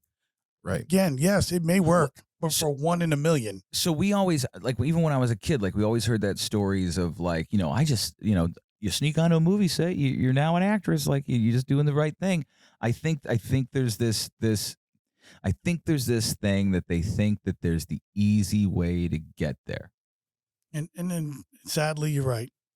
I think sadly it works sometimes. That's the sometimes, but problem. I mean, think about it though. If we look at the numbers, just like how many kids make it to the NBA a year Mhm. Okay, here's versus how many play. I know play what this college is. ball. I don't know much about sports, but I know this. 1% of high school basketball athletes get scholarships to and actually play in the NCAA, Mhm. and 1% of them actually go to the NBA. So you have a 1 in 1,000, No, it's more than that. 1 in 10,000 maybe Probably. to Yeah. get in there. But then, what is the average length of an NBA career? Probably a decade or 8 less. years. No, it's not. It's like 8 It's years. 4 or 5 years. Is it really? 4 or 5 years. You guys are thinking about Kobe, LeBron. Yeah, for every The Kobe, ones who sell LeBron. T-shirts Yes, for every Kobe, LeBron, there's a guy that There's 10. that you you've never heard that of. you heard of, got drafted, sit on the bench, probably making $10 million to sit on the bench, more money than we'll ever make. But yeah, it's horrible, like, to think about that. So, for instance, I mean, we all played sport. I played sports, and the dream of being in the NFL, playing in the Super Bowl or something, that was always there. But my father would always say, be grounded enough to understand your reality. Yes, I'm not telling you to not have dreams and aspire to do that, Mm-hmm. but have a fallback plan. And I think that's what we need to teach the kids of today. Mm-hmm. Great. I want you to aspire to be that because I want you to push. Yes, if that's what you want to do. But please have a fallback plan in life, because we as adults, you have a plan in case something happens with your business. I'm sure you have a financial plan. Mm-hmm. You have a plan. You have a plan. We all I have kind of plans. just throw my hands up. in the Okay, air. well, This is yeah. kind of my plan. Yeah, I but really hope it works we out. we all have a plan. We all have a plan. So, Yeah. I mean, we should teach our kids, we need a plan. You need to be able to, okay, if this doesn't work out for you, what's plan B? Mm-hmm. What's C? What's D? The way I was raised was, what's plan A? What's plan B? What's plan C? Mm-hmm. Oh, what's plan D? My father was very thorough. Like, D, he would go down to F. Okay, so if that doesn't work out, what's next? What's next? What's next? And everyone's like, well, no, he wasn't setting you up for failure. He was setting you up for success. Mm-hmm. And he always set you up for hard work. Like, again, you're going to get curveballs going to be thrown at you. What are you going to do? Are you going to adapt, overcome, or are you just going to fold like a house of cards? Dude, and I think that's something missing in schools right now. I think a lot of teachers, like I have a really good friend who teaches at a local high school. He teaches 10th grade English, right? And he's always been frustrated with the job. He left the area for 2 years, went to Connecticut, and they teach much differently up there. And it's more fast paced. It's more responsibility about, like, we need to know the data. We need to know this. We need to know that. The scores have to be in. You can't half-ass it. Like, everyone's held to, like, the same highest standard of what to do. So when he moved back here during COVID, because he's like, I'm not paying a couple $1,000 mortgage on a house when who the hell knows what's going to go on. He changed the way that he taught. And he goes, look, I know I have to. He goes, all of us know. We're teaching to a test. We're not teaching these kids, how, here's the answer. Here's what you need to be prepared for the test. Not any of it is nuance or what does this mean, or let's have an intense discussion about, like, race relations or actual history, or why is it that some poetry is like this and some poetry, like, the test is telling you to do this. Right. He said, but if we could be able to go back to teach the way that I taught before, like, all these standardized tests started to come in, he's like, I had much more. Yeah, on paper the grades look good, But I don't think the kids are prepared to go out into the world and be functioning adults because of how we're teaching them. So he started doing something See, really. you just said something. So that goes back to, again, home. Agreed. A lot of that Agreed. right there, because got it. Everything that I learned about being an adult, That's what I was getting into. I learned at home. I was getting into it. So what he used to consider the troubled kids, the problem kids, he was telling me the other night, and I almost started crying because I'm like, man, that your growth has been so amazing that you have gone from being a cynic to being hopeful. What did he start doing? All the kids that were a problem, like, you know who they are, right? We've gone to school with the kids who are like, you know, they don't care. They're absolute pieces of shit. Probably Micah, right? Just like I was a great student. Oppositionally defiant, rude, shit like that. So he started taking like what would be considered like the troubled kids, and he'd pull them aside and say, you know, things along the lines of like, and he knows that like at their homes it's not good, right? So he goes, look, I know that you're smart. I know that you're a good person. I need you, if you do half of these assignments, I'll give you credit for all of them. But you got to put the work in. You know, and he sits down with them for like 10, 15 minutes. And he said he had about a dozen. He's like, those kids today are working on the level with the kids who aren't a problem, who are really, really smart. And I was like, tears are in my eyes. And I'm like, dude, like, instead of being a cynic about it, which he used to be, because he was always like, oh, these fucking kids, I fucking hate them. Now he's like, I feel a sense of accomplishment, and they do too. Mm-hmm. At the end of the day, I just want them to shut up and stop being a problem for me. But the actual reaction to it that I wasn't expecting was like, now these kids respect me. Now they're working for me. He goes, I don't think they have any positive role models. I think a lot of kids, I mean, it starts at home. So what happened? Like, we say 30, 40 years, like, what has this been a degradation? Has this been... You're going to laugh at my answer. We'll see. It better be funny, Ty. No, it's the internet. I mean, look, even socialization, we're losing the ability for people to interact with one another. Simple conversation, to be able to talk, the dialogue of working through problems, problem solving, conflict resolution. We are losing that because people would rather go home and do a, 20-something character thing instead of addressing an issue that I personally have with, say, Micah. Instead of walking over to him and saying, here's an issue between us, this. Or, that's a lot of the problems we're having right now is conflict resolution, influences from, again, as I would say, social media. I can't say social media is all bad. No, but they have cats. Yeah, we've lost our way as a society. And again, I would not want to be a kid in today's world with all the different things coming at you. I mean, again, I grew up in the 80s. I mean, all we had to worry about was a radio and Van Halen. Van Halen. I mean, it was a different world then. You know what I mean? You didn't have to worry about everything. We didn't have the internet. We didn't have people. If you had a problem with someone, you addressed it with that person. If you needed help in school, yes. Teachers today, and I know so many teachers, God bless them. They work hard. It's tough, man. It is a very tough, and that's why I said when I spoke at the event, a lot of pressure is put on them. And that's when I say to people at home, you gotta take some ownership of this. If my child is not doing well in school, I as a parent have to own that. When my son didn't do well in school, his junior year, because he was depressed over a breakup for the whole year, I still had to take ownership. As a parent, that's me.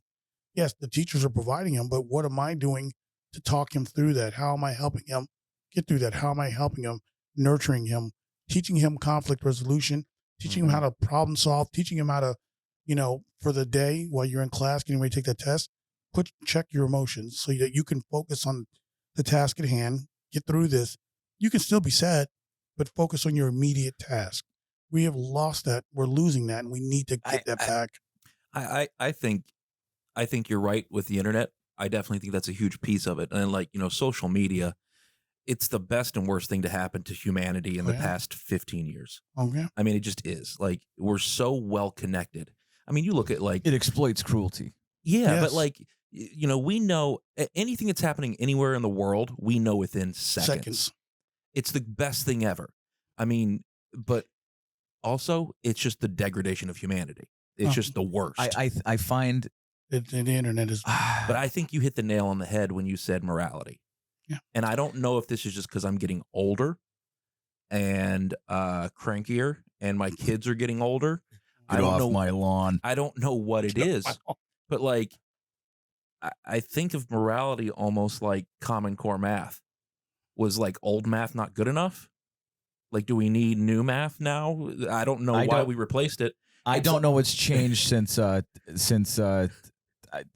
Galileo or whatever. Yeah, but all it's of like, but I look at morality the same way. It's like, do we need a new way of doing things? Like you said, I think you hit the nail on the head. Society will always progress. We need to progress, especially in this country over every other country in the world. Like, gay marriage was a massive one. Like, you're telling me you can't have two consenting adults who want to sign a contract where if this goes wrong, you lose half your stuff. Yeah. Like, That's it's exactly. like, to me, that's insane. Like, we're cutting the dog in half. To me, like, that's an absolute no brainer. But like somewhere along the line, it's like we have all these arguments about morality. Everybody wants to talk about it.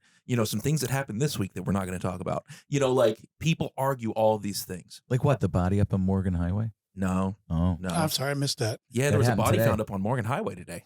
Today. Yeah. Today. Yeah. I don't have the details yet. I have some details, but Yeah. Wow. But like, we argue it and I'm not going to get into it. We're not getting into it, but it's relevant this week. The whole Supreme Court Roe v. Wade thing. You have two people with two different sets of morality, and they're polar opposite. How did that happen? Like, how did we get to that point where we can't agree on certain things that should be basic? It's like what? So okay, so we are not women. I'm not getting into it. Period across the board. So, but I'll say that that is the hill I will die on. There you go. I think it's a further symptom of people not talking. I think it's a further symptom of it's been so tribalized in this country where I'm tired of getting put into another box every day about what I represent and what I stand for. I believe going back to your internet thing, it started to allow people to be cruel with no consequence. Yes. And now it's just pumped into us every day, whether it's the news, whether it's that. It's I'm sure you don't like Teddy Daniels, the lieutenant governor nominee, or candidate on the Republican side. He's brash. He's abrasive. I've met him a few times. I don't dislike the guy, but he's different. Somebody like that should be allowed in the public discussion, and he shouldn't be called. I don't think the guy's a racist. I don't think that he is. Maybe an insurrectionist. He wasn't. So I did a podcast. I don't know if you saw this, but I whether you believe it or not, I was told that I swindled Chris Kelly from the Times. Teddy Daniels and Chris Kelly were going to have a sit down, or they were going to meet to like hash out their shit, right? Remember when they were going back and forth with each other and social media and the paper? And it was insane because Teddy's doing it on Facebook and Chris is doing it in the paper. So the paper is turning into social media for some reason about how these guys are just talking shit about each other back and forth. So I called up the guy who was hosting the event and I'm like, look, because I believe everybody needs to talk. Even if you don't agree, conflict let's resolution. hash it out. Why do you believe that? I'm not going to interrupt you. I'm going to let you talk. Why do you believe that? And I said to the guy, I said, look, we could probably use some promotion for the show. I will moderate it. I'm a reasonable person, and I'll make sure that it doesn't go crazy. And I was probably the only guy who can be in that room and tell 50 MAGA people, calm your shit down, and they listened, right? One of the moments that happened in that, right, was Chris Kelly was there's a guy that I know that people have their opinions about, but he's a really, really great guy. And he was the guy hosting it at his garage. Chris Kelly apparently called him a fascist or something like that. Something like that. And I believe it was like in the paper, right? Unprompted, while we're having this conversation, he brings it up. He's like, well, I might have called him a fascist, but like I didn't mean it. So I had to interrupt him because I'm like, what were you upset about? He's like, well, his posts. And I'm like, what post? And he's like, his posts on Facebook. He's like, it just kept popping up in my feed. And what I didn't have a chance, like, I just wanted to let them go. But if I had a chance to say to him, I'm like, you're mad because Facebook is giving you twice as many things as you hate than the things that you like. The algorithm is incensing you against this individual. I think a lot of people don't realize that when they're on social media, is that the purpose of these things is to keep us on there. Yes. And what they've realized is the more pissed off you are, The longer you stay on. the longer you on. So they're going to feed you evil. It's Negativity. only the things that are bad for you, the things that are addictive. Yeah. I mean, that's it. Like, it just is Like plain and cocaine. simple.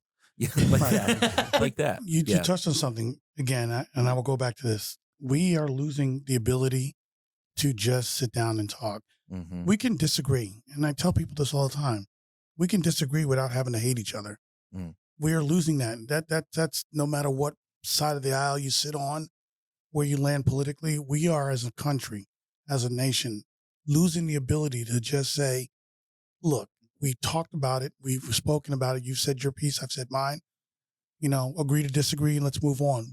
Or We're we losing agree, that. or we agree Or on we these agree. 3 things out of the 10. And then we're losing that to, like, we agree or we disagree, but let's move on and let's move the conversation. It's immediately, wait, you have to think what I'm thinking.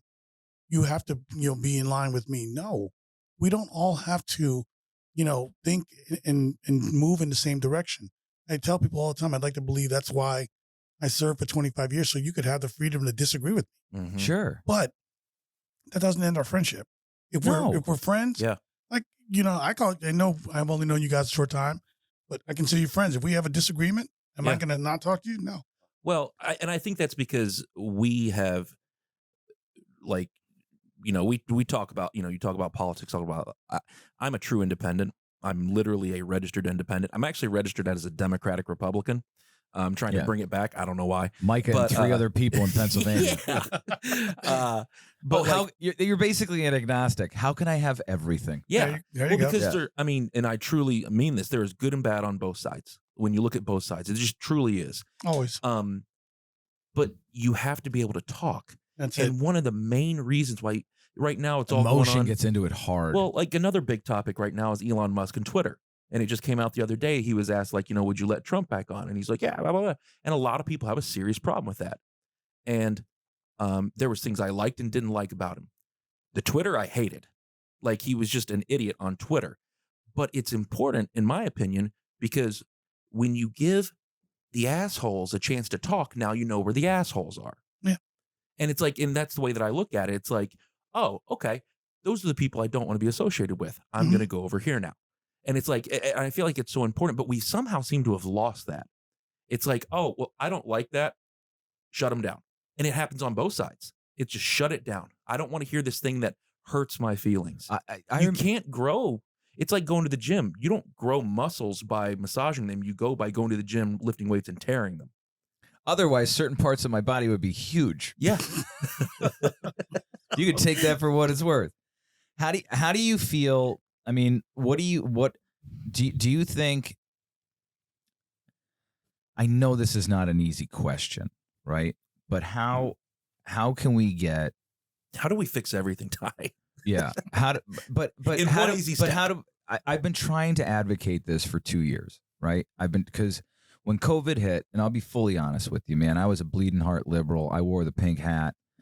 And then something happened in me where I was like, there's a lot of bullshit going on. And it seems like one team is the one doing it. And it made me very, very upset. And I didn't become a conservative I kind of said I find problems with both sides. I think both sides are entrenched in this thing that they can't escape, which is the constant attempts to raise money and please people that are just pleased with you. And they're not being representative of the people. I don't think that they have the best interests of us at heart. I think there's too much money involved. I think there's too much influence. And by definition, that is a corruption. It's corrupted. It's like a data file. It's like if one thing's wrong, it's corrupted. But our leaders are now behaving like Zoom bullies on social media, where they can talk shit to each other with zero consequences, and society is just, oh, did you see what they said? Did you see what they said? Oh, they're on our team. They're not on our team. They're evil. They're good. It's like, oh, you want like, I had a girl tell me the other day, right? So there's this woman running for office. I've met her. Her name's Kathy Barnett. Do you know who she is? She's running for Senate against Oz. No, right? I do not know her. One of the most incredible women that I've actually she sat with me. We talked honestly. I have a pretty good bullshit radar. She's the real deal. I realize that a lot of people on a certain side are not going to agree with her, right? But she is a genuinely good person. And now I see the establishment trying to destroy her. And that's my bigger point, where it's like, if it's a representative government, it should be the voice of the people. It shouldn't be influenced by a political party, whether it's your political party or the interests involved in it.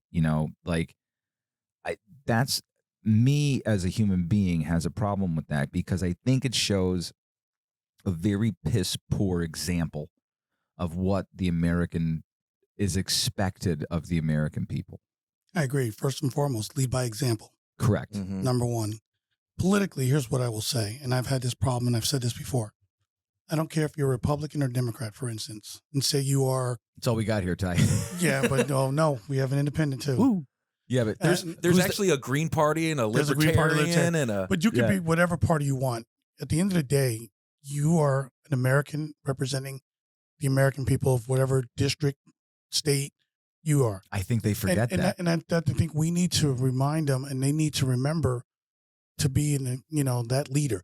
If you are, say, a Democratic leader and your Republican counterpart comes to you with an ideal that's going to bring jobs to your area, you cannot walk away from that conversation because it's not my party.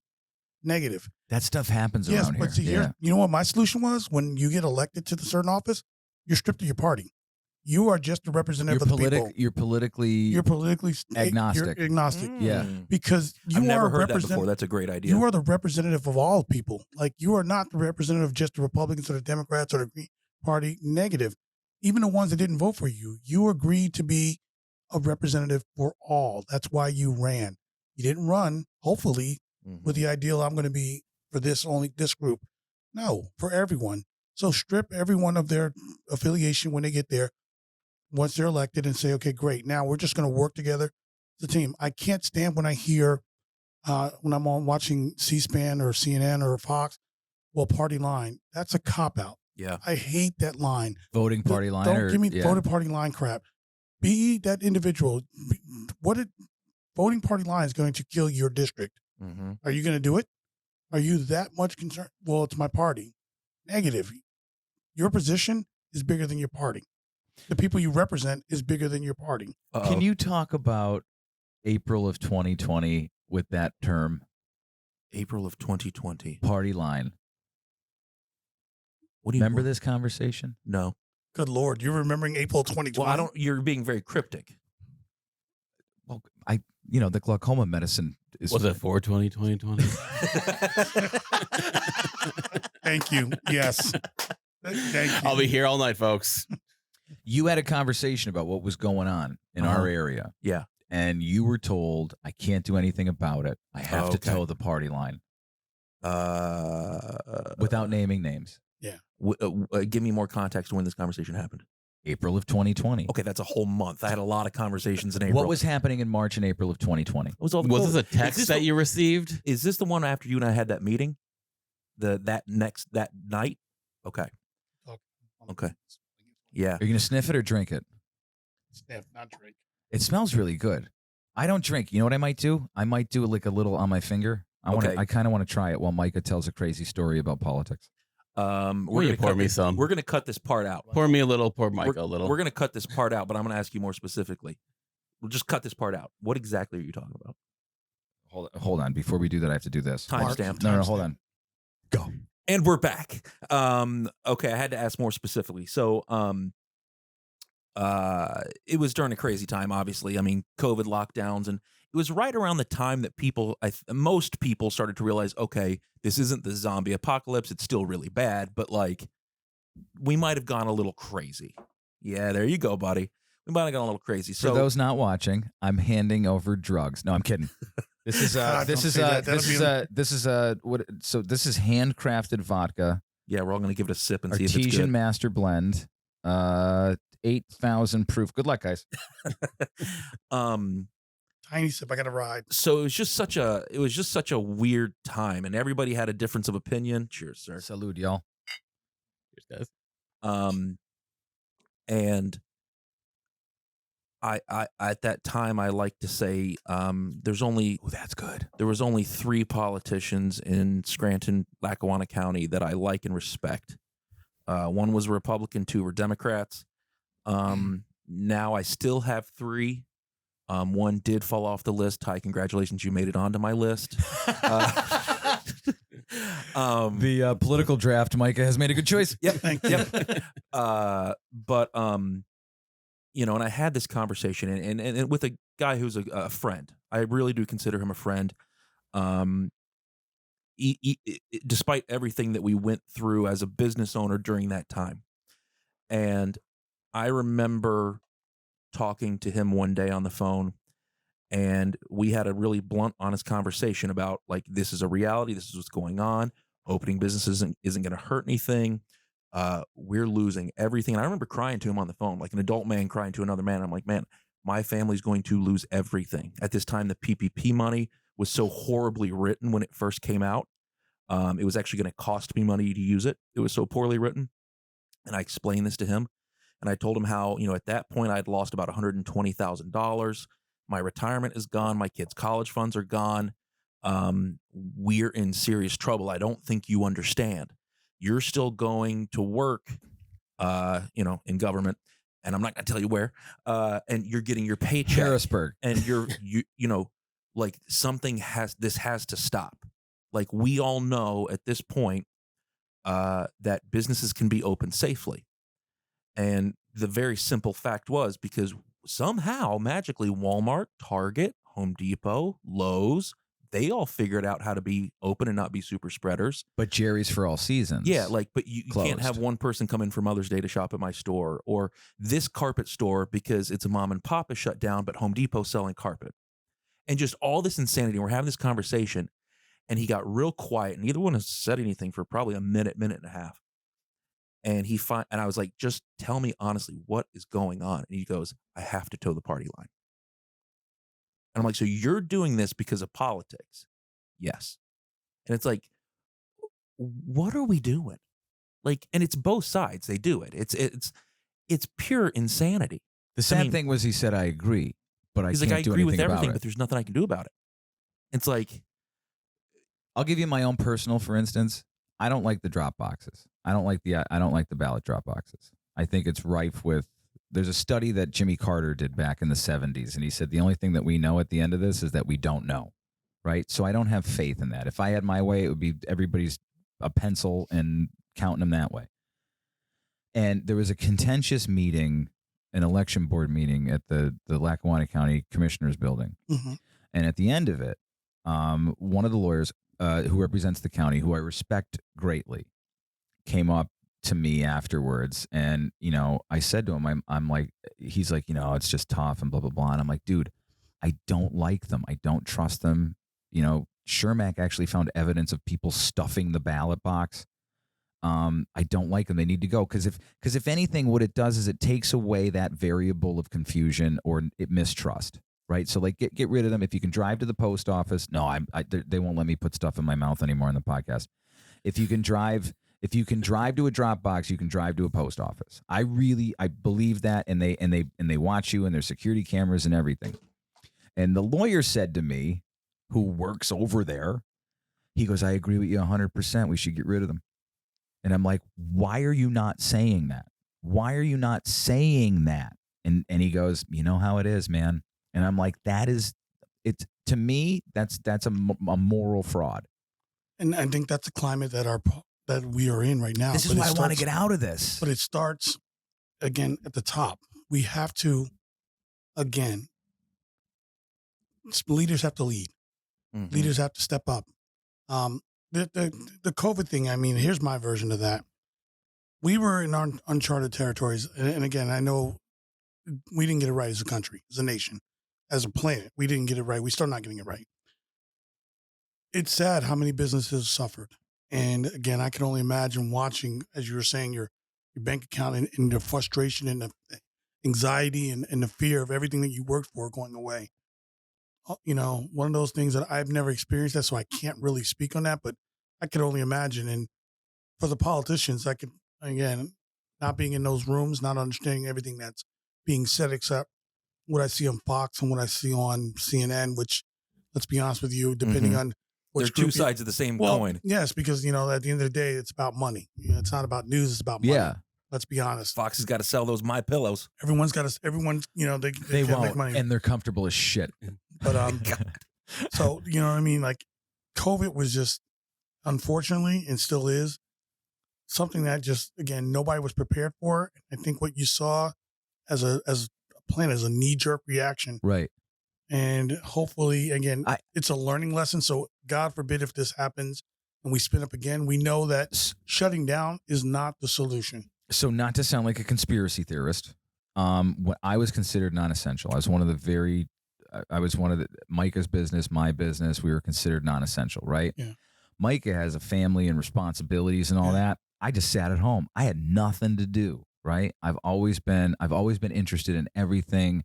My first concern was, are we all going to die? Yeah. Right?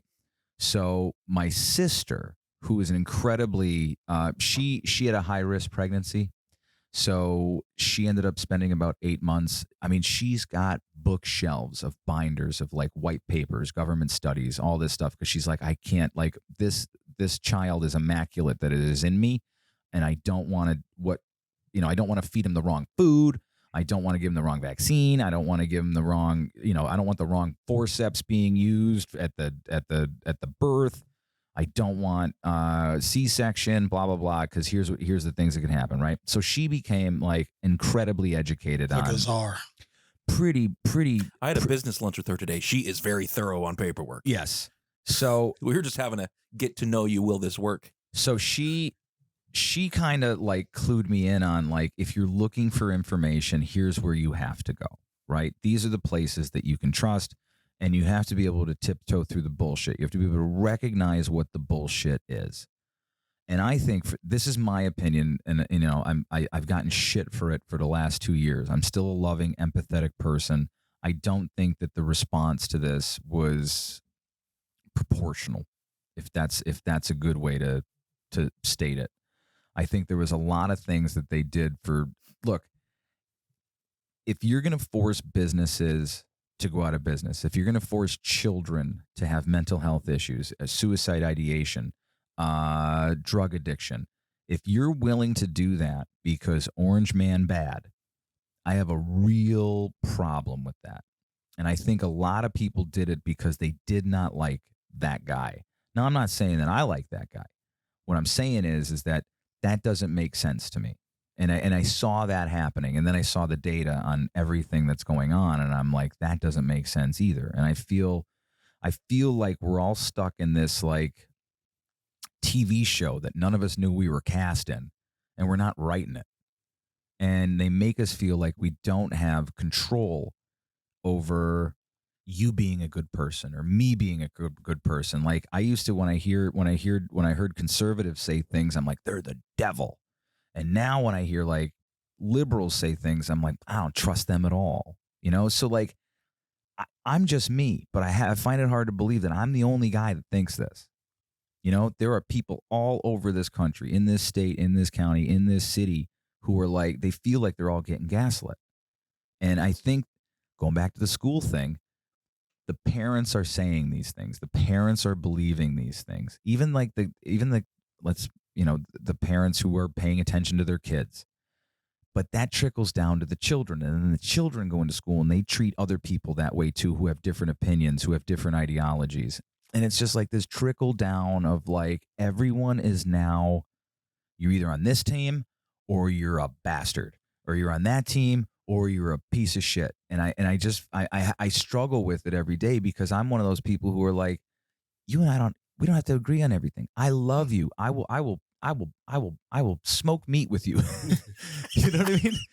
Like, That it will be a great day. So wrong what you just It would be said. a great No, it day. sounds so right. It would be a great day. I will smoke meat with you. But I like hanging out with people who now I like to hang out with people who don't agree with me. You want, because you want to be intellectually challenged. I do. You don't want to sit in a room with a bunch of people that agree with you. No, that's exhausting. It is. You Yeah. can't wanna be grow unless you're exactly. wrong and you learn. Exactly. There Yeah. you go. But we're losing the ability to do that responsibly. Mhm. That's what we have to do. We have to be able to do that responsibly. I think that's where some of the gloves are coming off, where we're starting to lose control.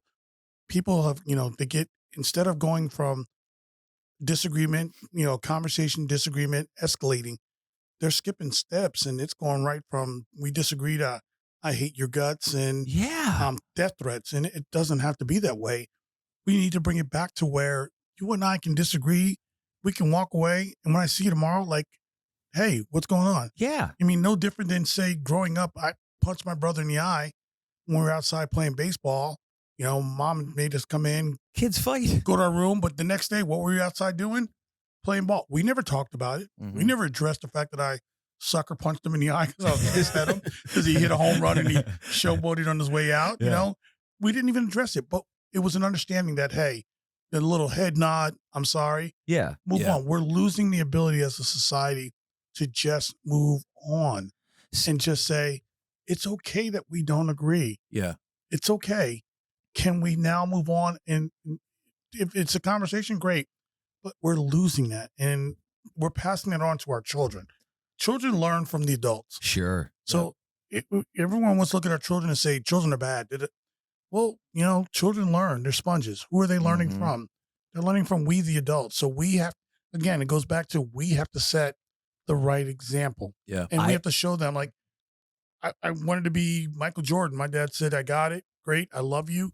You're not going to be 6'6" Michael No Jordan. matter Duncan. how hard you try. Yeah. So, like, but here's your wheelhouse. Get comfortable in that. I'm not saying you can't play. I did play basketball, Mm-hmm. but he's like, you're not getting recruited by North Carolina.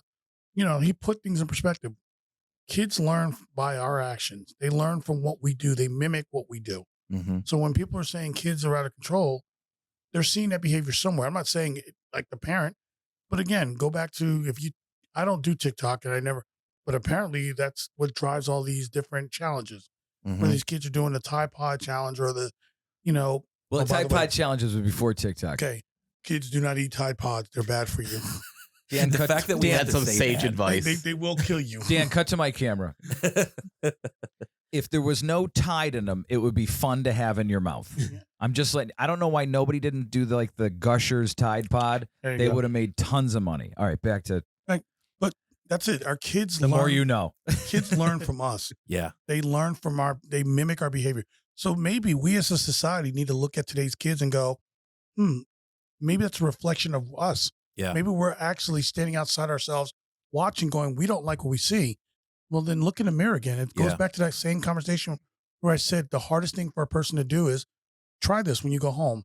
When you do something like, your wife, agree, go stand in the mirror and say, if you really own it, and say it out loud. And that's something I try to do is say it out loud. Like, I just effed that up. Mm-hmm. Like, that was all me 100%. And yes, I'm frustrated, but I find that that's healing for the soul. Do better. But when I do that, I find that I don't repeat the mistakes as often. Yeah. So I think we as a society have to look at our kids first of all, coming out of this pandemic, it's hard for us. It's 10 times harder now. I think it's a lot more than that. Like it's harder than we've got to the point now, mental health we're in a pandemic for mental health. Mm-hmm. We are on the cusp. We are in a mental health pandemic. Yeah. That needs to be addressed. And unfortunately, I don't believe as a nation we have enough counselors, and we have to be able to guide kids out of this and say, look, this is going to be the future. We need to get them there.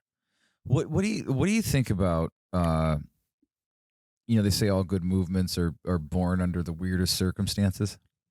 What do you think about all of us getting together and seeing who we know and start having like a movement back to civility? I think that's a wonderful idea. Connect. What did they say? 6 degrees of separation. Yeah. Get back to that. Get back to the interactions. But why can't we start that? Why can't we be the guys and gals who? Well, I don't know. Well, Dan's kind of a gal. Step number 1 is all of you need to change your political affiliation to Democratic Republican. We'd be the Green Party. I don't think so. But that's not like that's something I'd be really interested in. It'll be provocative. It'll be something that like people might not immediately be for. But I think like it's one of those things that's like I don't like classical music. And then you hear it and you're like, maybe it's not that bad. Not that bad. You know what I mean? Well, again, Twitter didn't just explode. It took a while. TikTok. Yeah. Everything takes a while. I tell people a lot of good ideals die because why? Patience. Yeah. Lack thereof. Yeah. You got it. Again, why can't we fix this today? No. Again, if you're having, like, for instance, you start an organization, you may only have 5 members for the first 5 years. You have to stay with it. If you're committed, you believe in that, that's it. Stay focused. Stay determined, and don't give up. My father used to always say, you only need one person in the world to believe in you, yourself. Mm-hmm. Look in the mirror. It's yourself. And the other thing is I don't think a lot of young people or adults feel empowered. I don't think they feel like, they can pretty much do a lot of like, there's nobody there to like motivate, young kids. There's nobody there to be like my buddy. You're a good kid. You can do whatever you want. I disagree with that one, though. Well, I push back on that one. It's not like there's, but not all teachers. Well, there's a lot of teachers who you're like. In every profession, we are going to have good and bad. Absolutely. Because people I remember when. But they move Sheila, who doesn't do well at her job. They find her a different job. And it's not like that with the teachers. There are like, we can all agree that there's some bad teachers. We can all agree that there's a bad policies in certain places. We can all agree that like if you talk to Sandy will tell you about all these different modalities of learning, right? I've spoken with her about that. It's pretty fascinating because what I see is like, this is the way. And what Sandy has enlightened me to is like, this is not the only way. Oh, right. There's 10 ways to learn how to skin a cat, right? And to me, that is something that Scranton can have a great opportunity to be like, we're going to change it up a little bit. We're going to motivate these kids to do something because a lot of them don't learn by reading a book. And all that starts with one thing. The number one thing we said at the beginning. What? Fair funding. What you're saying, okay. It all comes back to once you get the money in, you can explore all these different things. And I'm working my way there because I want to ask a question. How important, did you have civics when you went to school? God, yes. You know how long ago I went to school? 1998. We're not going to talk about that how long ago But you had civics. Yes. Did you find it beneficial? I did. Why did they get rid of that? I couldn't answer that question. I don't even know why they got rid of it. That's basically how everything works, and they got rid of that. Can Scranton potentially have a civics program? I mean, again, I will volunteer. I'm not joking, Ty. I'm being dead serious when I say this. In another life, I would have been a history teacher. I will do a civic seminar at Scranton High School. See, here's where that works. You send an email to Superintendent McTiernan. Yeah, you have to ask for that. No. I'm saying, I think that's the kind of thing that needs to happen. Like here's the problem: is everybody's asking the wrong question, and I'm not saying us sitting here. We only ask correct questions. Yeah, obviously. Yeah.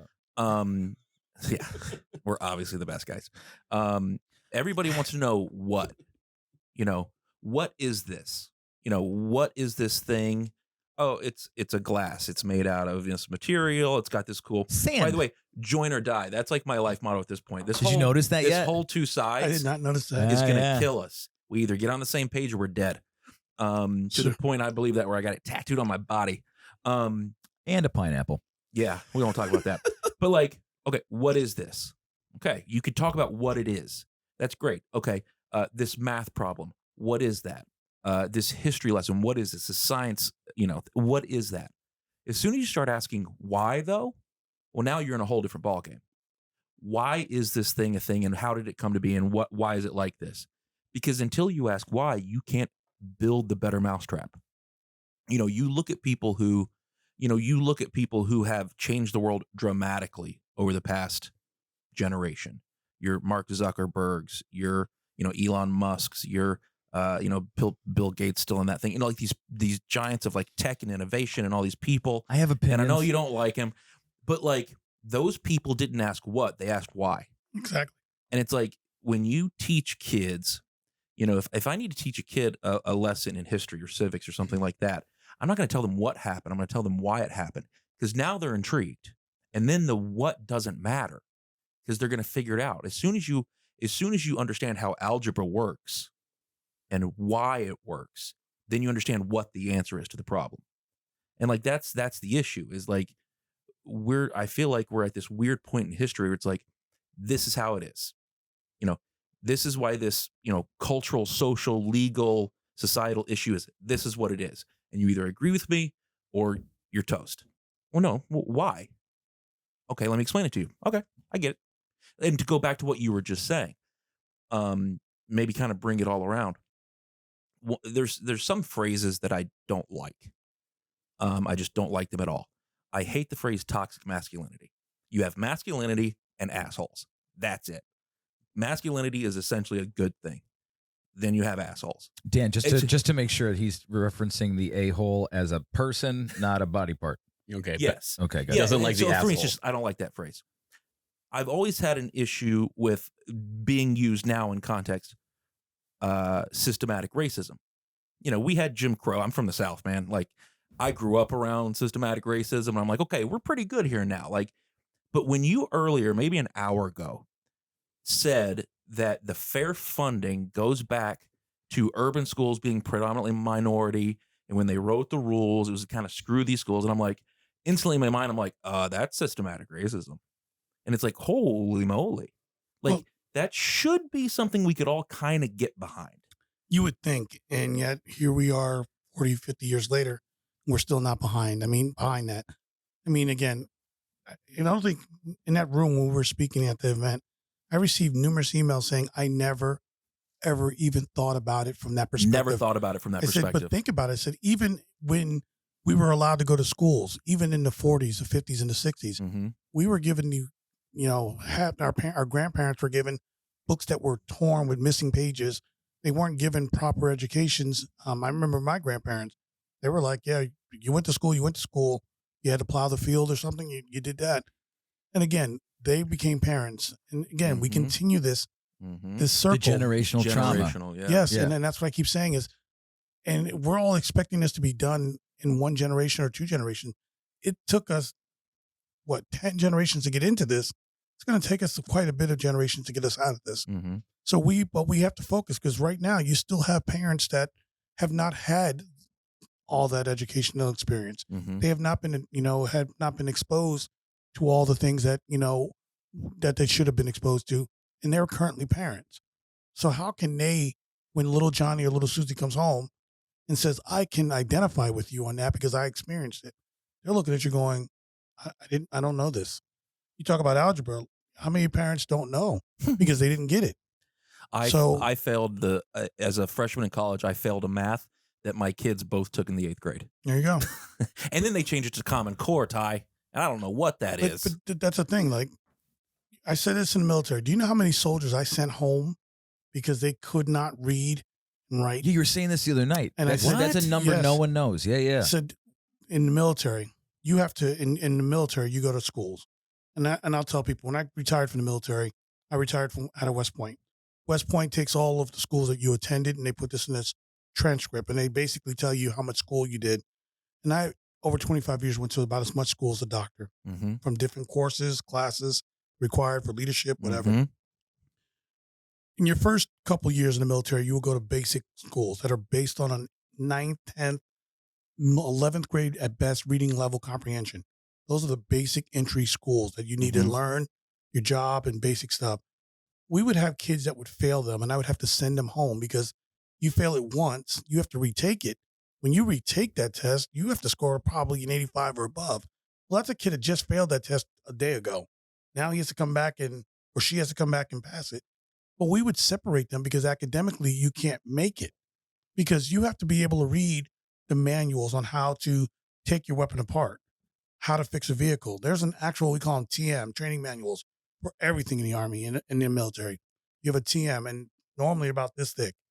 You legit will be handed one saying, here's a new piece of equipment, figure it out.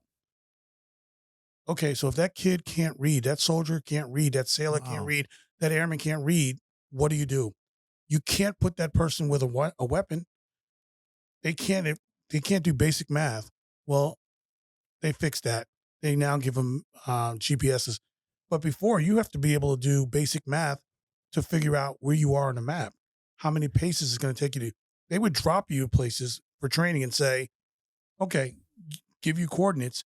You need to be here in 4 days. If you can't sit down on a map and do basic math, geometry, and algebra, you're going to look at the map and go, I'm overwhelmed. Mm-hmm. But you would have to land navigate to points. You would have to figure out how far is it from your position. Again, you'd have to do that with math. You know how many kids couldn't do that? And I would have to sit them down and say, you are a hard worker, but I have to end your career because academically you don't make it because someone failed you. That, that you actually at this point saddens me that you're going to be sent home. And that's something that people don't realize. So their last option, their only last option is no longer a viable option. No, and that's why I say people think about the military as their grandfather's military. You can't even progress past a certain rank in the military right now without a degree. The military, like every other profession, has evolved. I mean, look at all the smart weapons. Look at all the technology. We actually have that in the military. You have to be able to operate this stuff. I mean, we've evolved just like everything else. And if kids can't have the basic reading and comprehension level of understanding how to perform said task, then they're a hindrance to you, your mission, and they have to go. Because at the end of the day, well, and your fellow soldiers. Yes, no one person is bigger than that unit and that mission. So if you are a hindrance, you have to go home.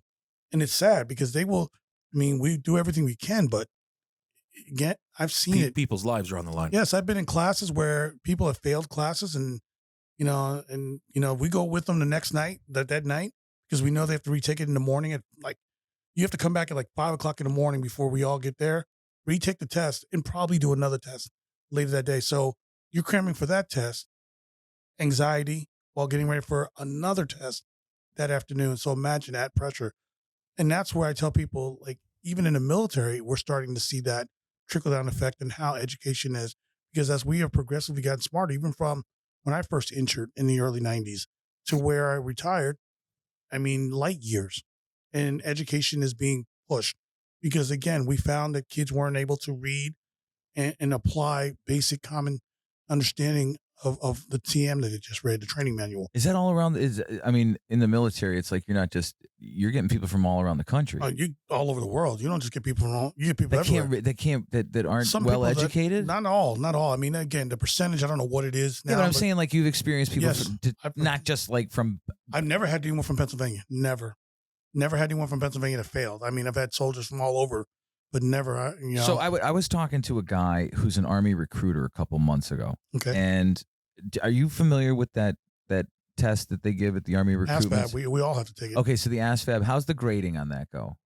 If you remember. I don't even remember. Isn't it 0 to 99 or something? Probably. I took that thing 40 years ago, 30 years ago. So the guy was telling me, which I found, and look, man, this is not to poop on anybody's parade, but what the guy told me that I found that was absolutely flabbergasting was he said by far the worst students that we get taking that are from Scranton.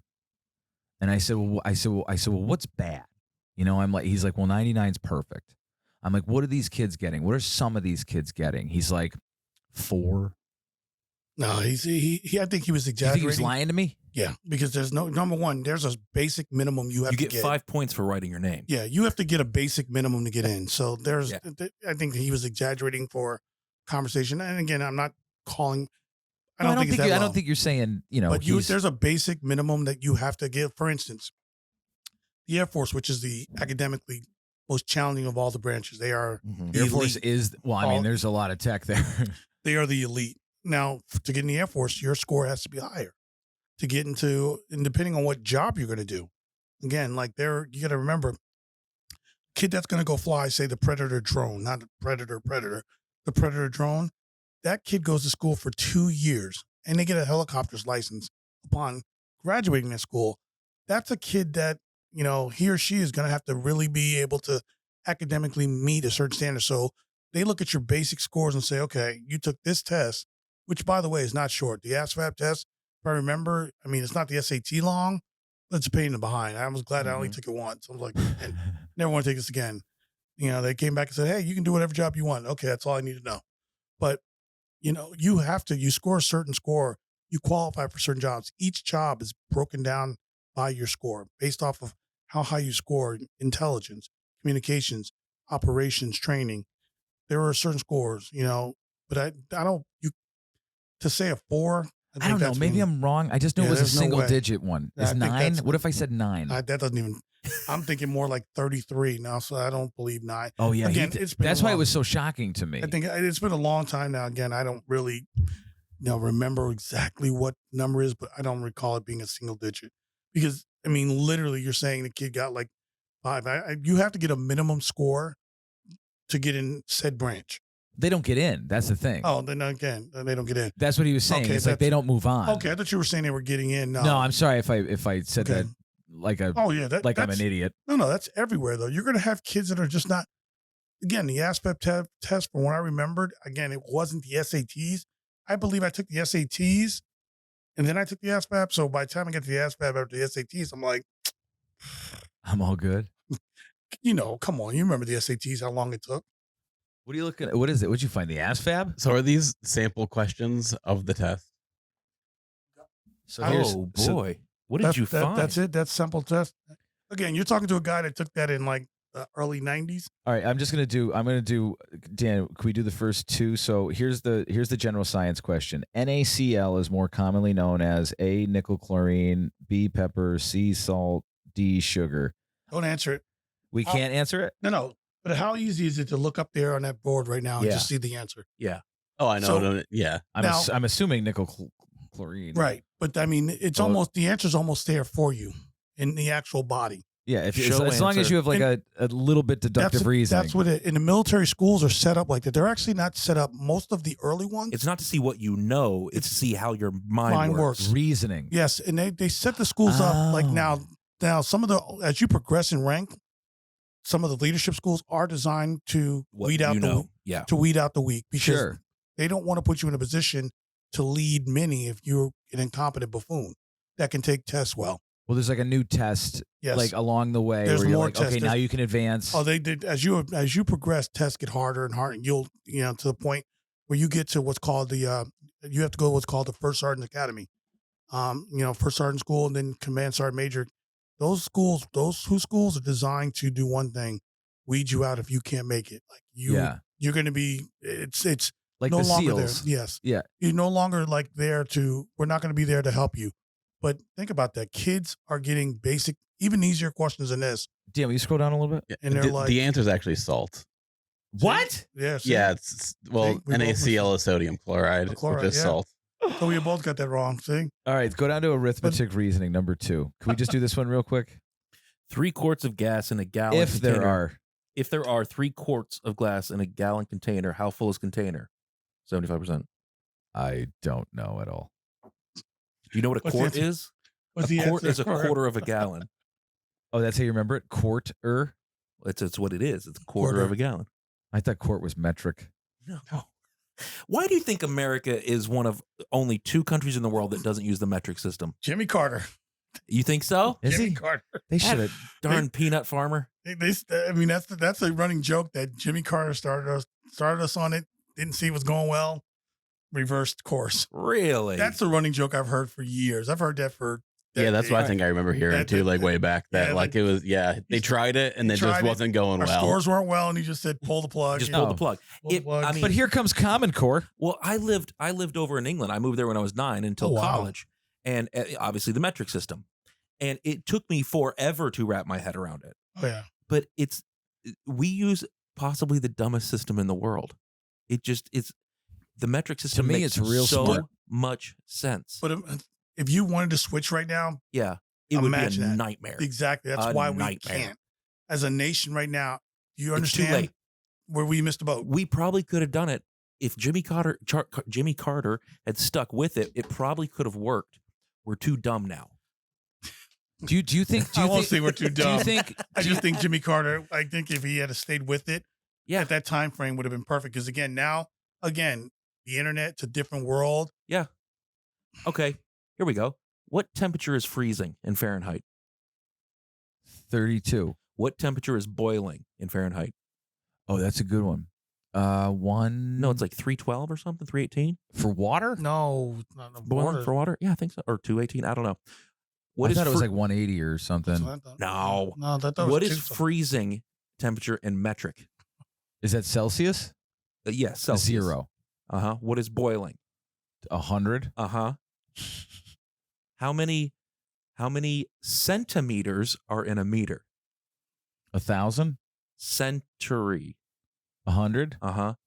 It is the most just So there's 1,000 Basic. millimeters in a Common meter. Yes. It's Okay. Well, it's a common base 10 sense. math, Well, so we it's all can- based we- on we- 10, so it's easy. We can It was so thank Jimmy insanely- Carter. I mean, that's a running It's- joke. Now, I lived in England. I still couldn't figure out like how to do the math on it, but like it's the simplest system in the world. I want to. Do you have a heart out? Are you good? Or you Good. okay? You having fun? I'm having fun. Yeah. So we're gonna tackle racism next, right? Oh, good Lord. Oh, yay. That should go well. That'll go really well. Um, Yay. So look, the school board is basically like being in a band with a bunch of other people. It's and you have to go up there and play in harmony as best as you can. Otherwise, you're Oasis. You remember Whoa, the brothers always whoa, fought. The whoa. brothers See, I always like Oasis. fought. Fought. The brothers always fought. The brothers always fought. Liam and Noel always fought. I know. Okay, I'm just letting you. I know you got mad at me about that one time I said something about British comedy. So, what when you guys not in public, is there good rapport and respect there? Not in public. Everybody is on the board for the same reason. We're all there to help. And again, that's the honest God answer. There's not one I don't person, doubt that. There's Yeah. not one person that's not there for the right reasons, in my opinion. Everyone's there because they want to help. Again, it comes down to, for instance, we right now could all look at that door and think of 4 different ways to open it. Somebody might turn it left. Somebody might turn it right. Somebody might pull it. Somebody might push it. I might run through it. There you go. Well, because he used to be a hooligan in soccer. So We were all hooligans. That's We would the listen to Oasis, go to a comedy show, and then fight a horse. drink a pint. fight Yeah. a horse. Yeah, I've seen a lot of people punch horses at soccer Really? games. Yeah, well, because over there Why? at soccer games, they patrol the crowd on horses. And they punch Because horses. because you can physically move a crowd with the horse. They're so big, and people are scared of them. And I would see drunk guys, And when they punch punch a a horse, the reaction of the horse they get is, kicked by the horse. Oh, I don't blame them. So it's Yeah, All right, so there's a cause and effect, and it's appropriate. it's There you go. hilarious. The universe likes to answer you. What? So, in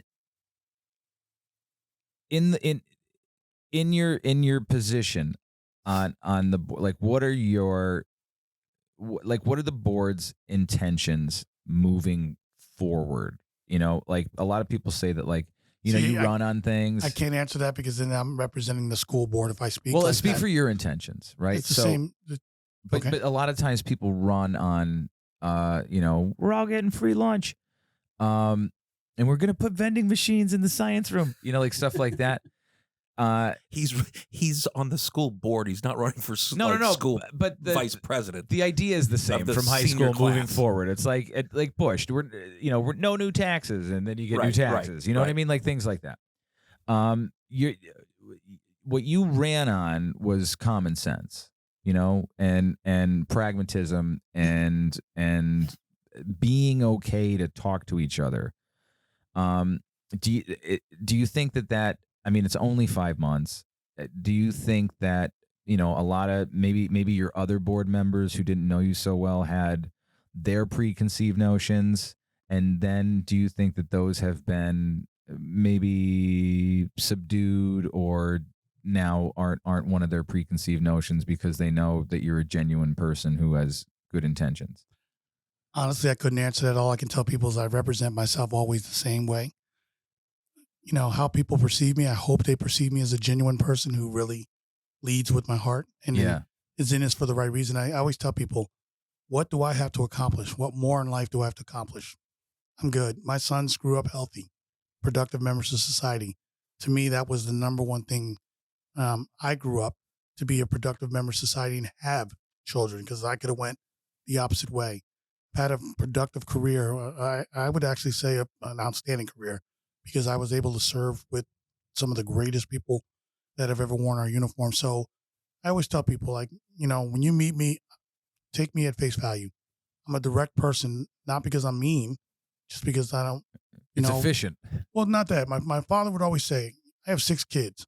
Do you think I have time? And he would say this, do you think I have time to sit here and listen to all 6 of you at the end of the day tell me a long story? He said, I would be up until 1 a.m. because I still have to get my stuff ready. Right. So he would always say, land your plane. Oh, Meaning, that's good. he would spend time with all of us. He made a point to come home and spend time with every one of us individually. And we would all see each other at dinner. Then he would go around to each one's room or wherever we were and talk with us. He did that regularly. But he would always tell you if you were land your plane, because he would explain to you, like, as you got older, not, hey, if Jason was having a hard day, then, hey, I'm going to be hanging out with Jason. But he would also, hey, is this something important? Can it wait till tomorrow so I can spend? I always tell people that right there. Everyone's like, it's the military. I said, no, the directness comes from my dad. My dad's an extremely compassionate person, but in order for him to spend time with the kids and wife and still have a little bit of him time, he would have to say, get there. So I always tell people are going to have, opinions of you no matter what. I don't live my life based off of what people think of me. Again, it's what I said before. I have a certain set of ideals in my head on how I should live my life in respect to my father and everything he's given me. And that's what I follow in my heart and my mind. I know that not everyone's going to get me. I hope people that meet me and get to talk with me. I ran into a gentleman the other day, and I'm not going to say where. We met for the first time and had to do something together. And he was relieved after like 5 minutes of speaking. I said, what did you anticipate? And he said, just someone said you're tough. And there was another gentleman there that used to be in the military. He said, no, I get it. You got to understand the position that I served in, where it was very direct. When you're talking to commanders, you are direct. When you're talking to 250 soldiers, you are direct. Number one, because you are a leader. You are standing in front of young men and women telling them that we're going to go, by the way, run into gunfire, but you're going to be okay because we're going to have to, accomplish this mission. So I'm used to having to motivate men and women to run into, gunfire. That's not a very easy thing to do. No. You also have to do it very quickly before you lose the 250 people you are leading. Right. So it's got to be a very quick, direct, boom. So I always tell people, do I think everyone in the world will get me and understand me? No. Am I okay with that? Absolutely. Do I hope people, the one thing they'll take away is that I'm passionate. I'm doing this for no other reason, because by nature, I don't like to speak publicly. I'm not. Dude, I told you were good. No, I understand that. But I'll stand up in front of soldiers all day and talk, because that's my wheelhouse. These are people like mine. It's a different thing. It's our family. That's why we call each other family, brothers and sisters.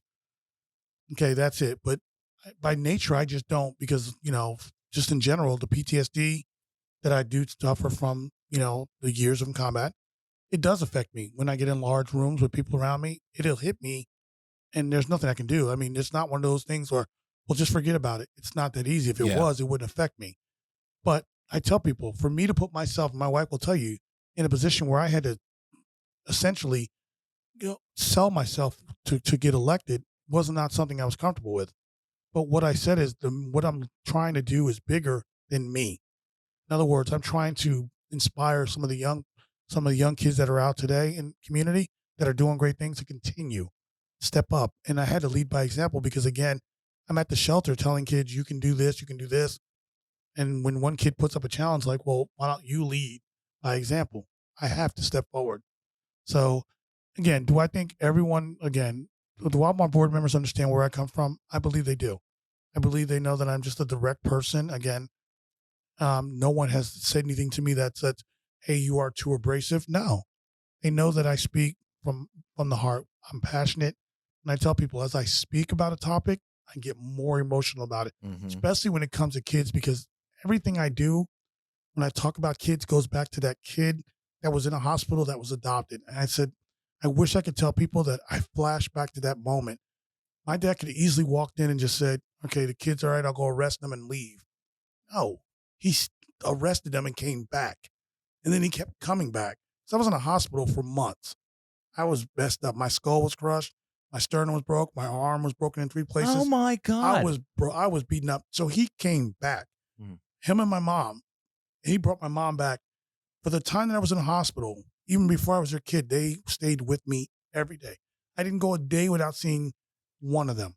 And that's what I tell people. That's what inspires me. That's why you see so much passion and emotion. And I hope people understand that. There's nothing else I need to accomplish. I always hear that, well, you're doing it for what, financial gain? Please explain. Because I'm financially secured, not because of who I'm married to, but because I set myself up. I worked hard. I earned this. I earned that pension that I get every single month, every single year. Trust me, I earned every nickel of that. And I earned that. So I have made sure that I have set my family up for future success. I haven't relied on anyone. So that's why when people say, well, you're doing it for this, I'm like, you don't know me very well. Because, I'm kind of a guy that loves to stand on his own 2 feet because I follow my father. I mimic him. So when people say, well, he's just a puppet for this person, I'm like, people call you a puppet? No, well, people, when I was running, that was the big thing. Welcome to Northeast PA well, politics. Yeah, you're running because you're running, and I'm like, oh, am I drawing a paycheck from that person? Because right. My bank account doesn't reflect it. Yeah, that's the first thing I tell people is like, really, and I always tell people, take time to get to know the individual. If you take time, and I always tell people this, if you take time to get to know me and you still think I'm a person with no morals and no integrity, then okay, we'll agree to disagree. But again, I don't believe if you spend time, you're going to find me to be a person that does not have integrity. I pride myself on that. I pride myself on being my father's son. And when I do things wrong, nobody's harder on themselves than me. My wife will tell you, I will do something and I will beat myself up mentally for days. Like it will stay with me. Like I just don't like in the military. That's why commanders love me. They say, because you absolutely hate to fail. You don't they've had soldiers that worked for them that didn't like failing. It was commonly known that I hated with a passion to the point where that is what drove me. Like again, in 25 years, I never finished lower than 3rd academically in any school that I ever attended. Do you know why? Not because I was the smartest guy in the world. I would overstudy. You know why? Because I was afraid of failing. I went to a school that, when I got there, I'm like, okay, I should know this. I'm going to do well. I studied so hard that I got one question wrong, one in the entire 6-month school, to the point where when we were getting ready to leave, other instructors had their students come up to find out what was your what did you do? And I said, what did I do? I didn't enjoy San Antonio. I was in San Antonio. I didn't go out on Friday and Saturday nights when all of my classmates. Where the Alamo is? Yes, I was there. I said, but I didn't go out. I would stay in and study because I was that I will not fail. I will not fail. It wasn't more of an ego. I need to be number one, but I was so afraid and I cannot fail. So a lot what drives me is a lot of going back to where I was, again, that 6-year-old kid. And again, my dad. So I hope, like I said, people understand that. And I said, if they don't, I understand. And I said this to a gentleman yesterday. I get that not everyone I meet is going to like me. I accepted that a long time ago, and I'm okay with that. It's funny listening to you talk. That's it. It's just funny listening to you talk. Thanks for saying that after that good Not story, funny. Micah. Not funny, but Words are important. You know, I heard somebody say once that like a guy, every guy, somewhere in like deep in their soul, the thing that they're most concerned about is what kind of legacy they leave when they're gone. And you can be rich, you could be poor, you could be fun, you could be boring, you could be academic, you could be athletic, you could be any kind of thing. But, you know, to go back to like, you know, they used to, what's that movie? Troy, you know, in the beginning, in the beginning of that movie, he's talking to his mom and he's like, you know, she's like, you could stay here, become an old man and nobody will remember you. You could go there and die and your name will live forever. And it's like that whole idea of like, we want to leave a legacy. And this is the first time that we've done this podcast, in my opinion, or I've had a serious conversation with somebody and the podcast actually wasn't about the person sitting across the table. I mean, we have talked about a lot of things.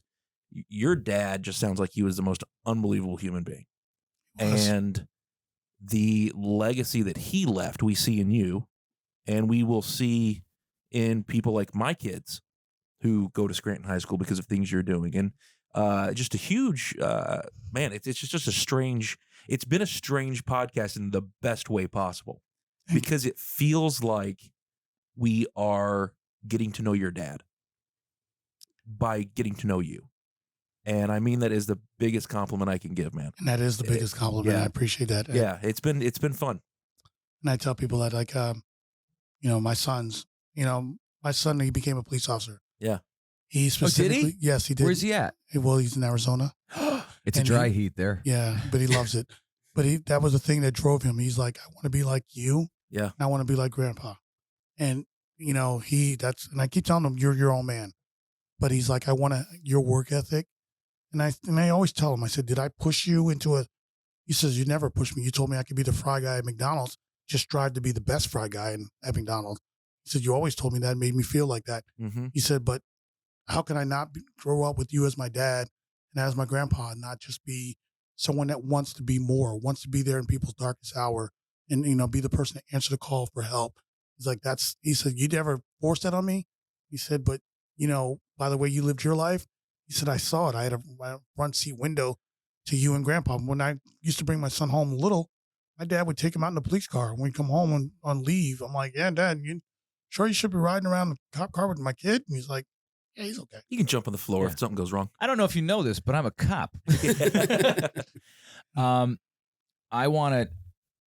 just want to reiterate this. Well, what's it when you iterate it for the first time? I want to iterate this. You just talked about fear and discipline in something that you want. You know, not going out, not being a party animal, and not trying to. I never got to live my 20s. Shit like that. I think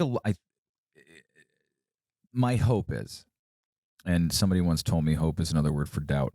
Yeah. My hope is that your influence in this area expands, and I want it to in my perfect science fiction world, it will expand to tell kids, or at least enlighten kids, to ignore the noise, the things that are distracting. Everything you held up your phone, everything that this is. Mm-hmm. If you I truly believe this, that all the successful people who have committed themselves to, you know, look, you mentioned Elon Musk before. That guy's 27 hours a day focused on his businesses. Those are the things that he wants to do. When you want to get to Mars, you can't really go to McDonald's. Right. I think kids need to know, or young adults need to know, that they are capable of everything. It's the other things that take them away from that. It's the other things that are the distractions or the problems. How many people get involved in problems that aren't theirs? You know, they like to interject themselves because they think they can help. You can't. You know, a lot of the times you can't. You're just curious about it. I'm so grateful to have somebody like you sitting across from me talking to me, because it reminds me of all the times I didn't do that, where I became distracted. And it motivates me towards the future to be like, we need to stop being distracted, and we need to start focusing on the things that make us happy and the things and the goals that we want to achieve. It's not about whatever everybody thinks this life is and all these experiences and whatever, it's about, can you achieve what you set your goals to be in your mind to get there? Whether it's, God bless you. Was it a burp or was it a sneeze? Oh, you vomited. No. Well, we killed Ty. Jeez, We killed him. I'd have to have a little bit more than that. Yeah. Everything about you is positive energy. Everything about you makes me confident that things are going to get better. I know that they're not going to get better tomorrow, and I know it's not going to get 100% better. But people like you have to keep fighting this fight to remind people to forget the noise and to pay attention to the things that are the most important to them, which a lot of the times is love and education. Absolutely. I completely agree. And again, I know you would. I'm relaying it back to you, what I see from you. I am a good dancer. Yes, I am. I always tell people, you reach one, teach one. That's how we fix our society. Everyone says how? One by one. We reach one, we teach one. And I found the same thing out, that we all kids want to be understood. They want you to believe in them. They want unconditional support and love. If they're not getting enough of that at home, maybe they're seeking you out. Maybe they don't know how to ask for it. What we have to do as adults, pay attention to that. Maybe that behavior that you're seeing is them saying, I need you to believe in me. I need you to motivate me. I need you to push me, because again, I reflect back to that kid that I was, where, I did not articulate to my dad that I'm frustrated because why am I behind my peers? Why am I not there? Physically, I'm there. I'm sports wise, but academically, I'm not on the same level. I couldn't say it to him because I didn't know how to say the words. That it pissing me off that am I stupid, Dad? For my dad to finally say, no, here's where you were. Look at where you are. Stop measuring yourself to everyone else. Measure yourself to your own standard. That's another thing we have to teach our kids. Yes, I understand testing, all that, but kids have to also live in their own world. We have to shrink their world. Their worlds right now are way too big. We have to find a way to condense that world, bring it back to a little smaller circle instead of I don't know if you can shrink that. I think that you have to convince them or empower them to put it down. Well, that's it. You empower them, but you also there's a young man I'm working with, and I've only been like he's our youth liaison, and this young man is leaps and bounds from, I met him say 3 years ago, and he has this charm and charisma. When he walks in a room, everybody wants to be around this kid. Yeah. And I would always tell him, I'm like, do you know you have a gift? He's like, no. I'm like, trust me, you walk in a room, everybody just wants to be with you. Yeah. He's come back, we for a year or so, because of COVID, we didn't see each other. We recently reconnected, and, he's taken a position in the NAACP, but he's taking it serious. He's like, hey, do I need to dress? How do I need to dress? He asks questions. He's always seeking ways. And, when I put him to the test one day at a meeting, I said, hey, you're going to speak. He didn't say no, even though it's out of his comfort zone. He stood up and said, okay, great. And he spoke. And that right there shows me that that's what we have to do. We have to take one by one, and it may take a while. We may not reach every one of them, but start grabbing them, taking them, I don't want to say grabbing them, and working with them and saying, hey, I believe in you. I think you're capable. You can do this. That's all they want. I mean, it's nothing different than what we all wanted growing up. I don't think a lot of kids have a lot of hope in themselves. I don't think they have a lot of confidence in themselves. Again, TikTok and all these other things do that, but also parents are working even more so now, because playing catch up with the pandemic and what it's done to our country and to our economy. Some of these parents are working, God bless them, 3 or 4 jobs. Mm-hmm. So, while providing a roof over, their head and food, they're killing themselves. So it's hard to, and that's why I said I can't sit in judgment and say, I know what's going on behind your doors, because I don't know how hard you are working to keep the lights on, to keep that door, keep the refrigerator. So I'm empathetic and understanding to that I don't know everything that goes on behind the door. So if you allow me, at least allow me to mentor your child. And I always tell parents, do you mind if I, even act as an unofficial big brother? Here's my number. You can call me if that needs guidance. I tell people, I've never changed my cell phone number. The cell phone number I have now is my original one. Do you know why I've never changed it? Even when I went overseas, I kept it on, and my parents had it. Because if you ever had my number, you always have my number. And I have people that reach out to me. My wife will tell you, like, my phone, when we first started dating, she used to think it was booty calls. Like, my phone would ring at all weird hours. And I would like, no, soldiers are stationed all over the place. Or, Yeah, there's time zones. well, people that I've met, people that I've worked with overseas, some of my friends, they all know that my phone is, call me at any time, because you may need to be, that someone to, talk to you, especially if it's a soldier. What if you're having a bad night? Because we do have that. I mean, honestly, That might be one of the most important phone calls you get. exactly. The demons come home to roost at night for us. I mean, darkness is our enemy. I mean, when we were actually in combat, darkness was our friend. But now with PTSD, darkness is the enemy to us. I mean, there have been times when I've like purposely forced myself to stay up because I do not want to go have a nightmare. And I fell asleep one time on the couch, and I was immediately having a flashback. I knew that was a prelude to what was coming. And my wife's like, I'm going upstairs. And I stayed up until 5 a.m. and just forced myself to watch TV. I play 2K because they say that's actually therapeutic. Mm-hmm. I'd what? force myself. I play basketball, 2K, 2K, NBA. NBA. I love NBA 2K. Yeah, but I play those. I don't do combat games. So, I do, do you want to have a night where I come over and kick your ass in NBA 2K? okay, here's the deal. If I win, you have to shave your beard.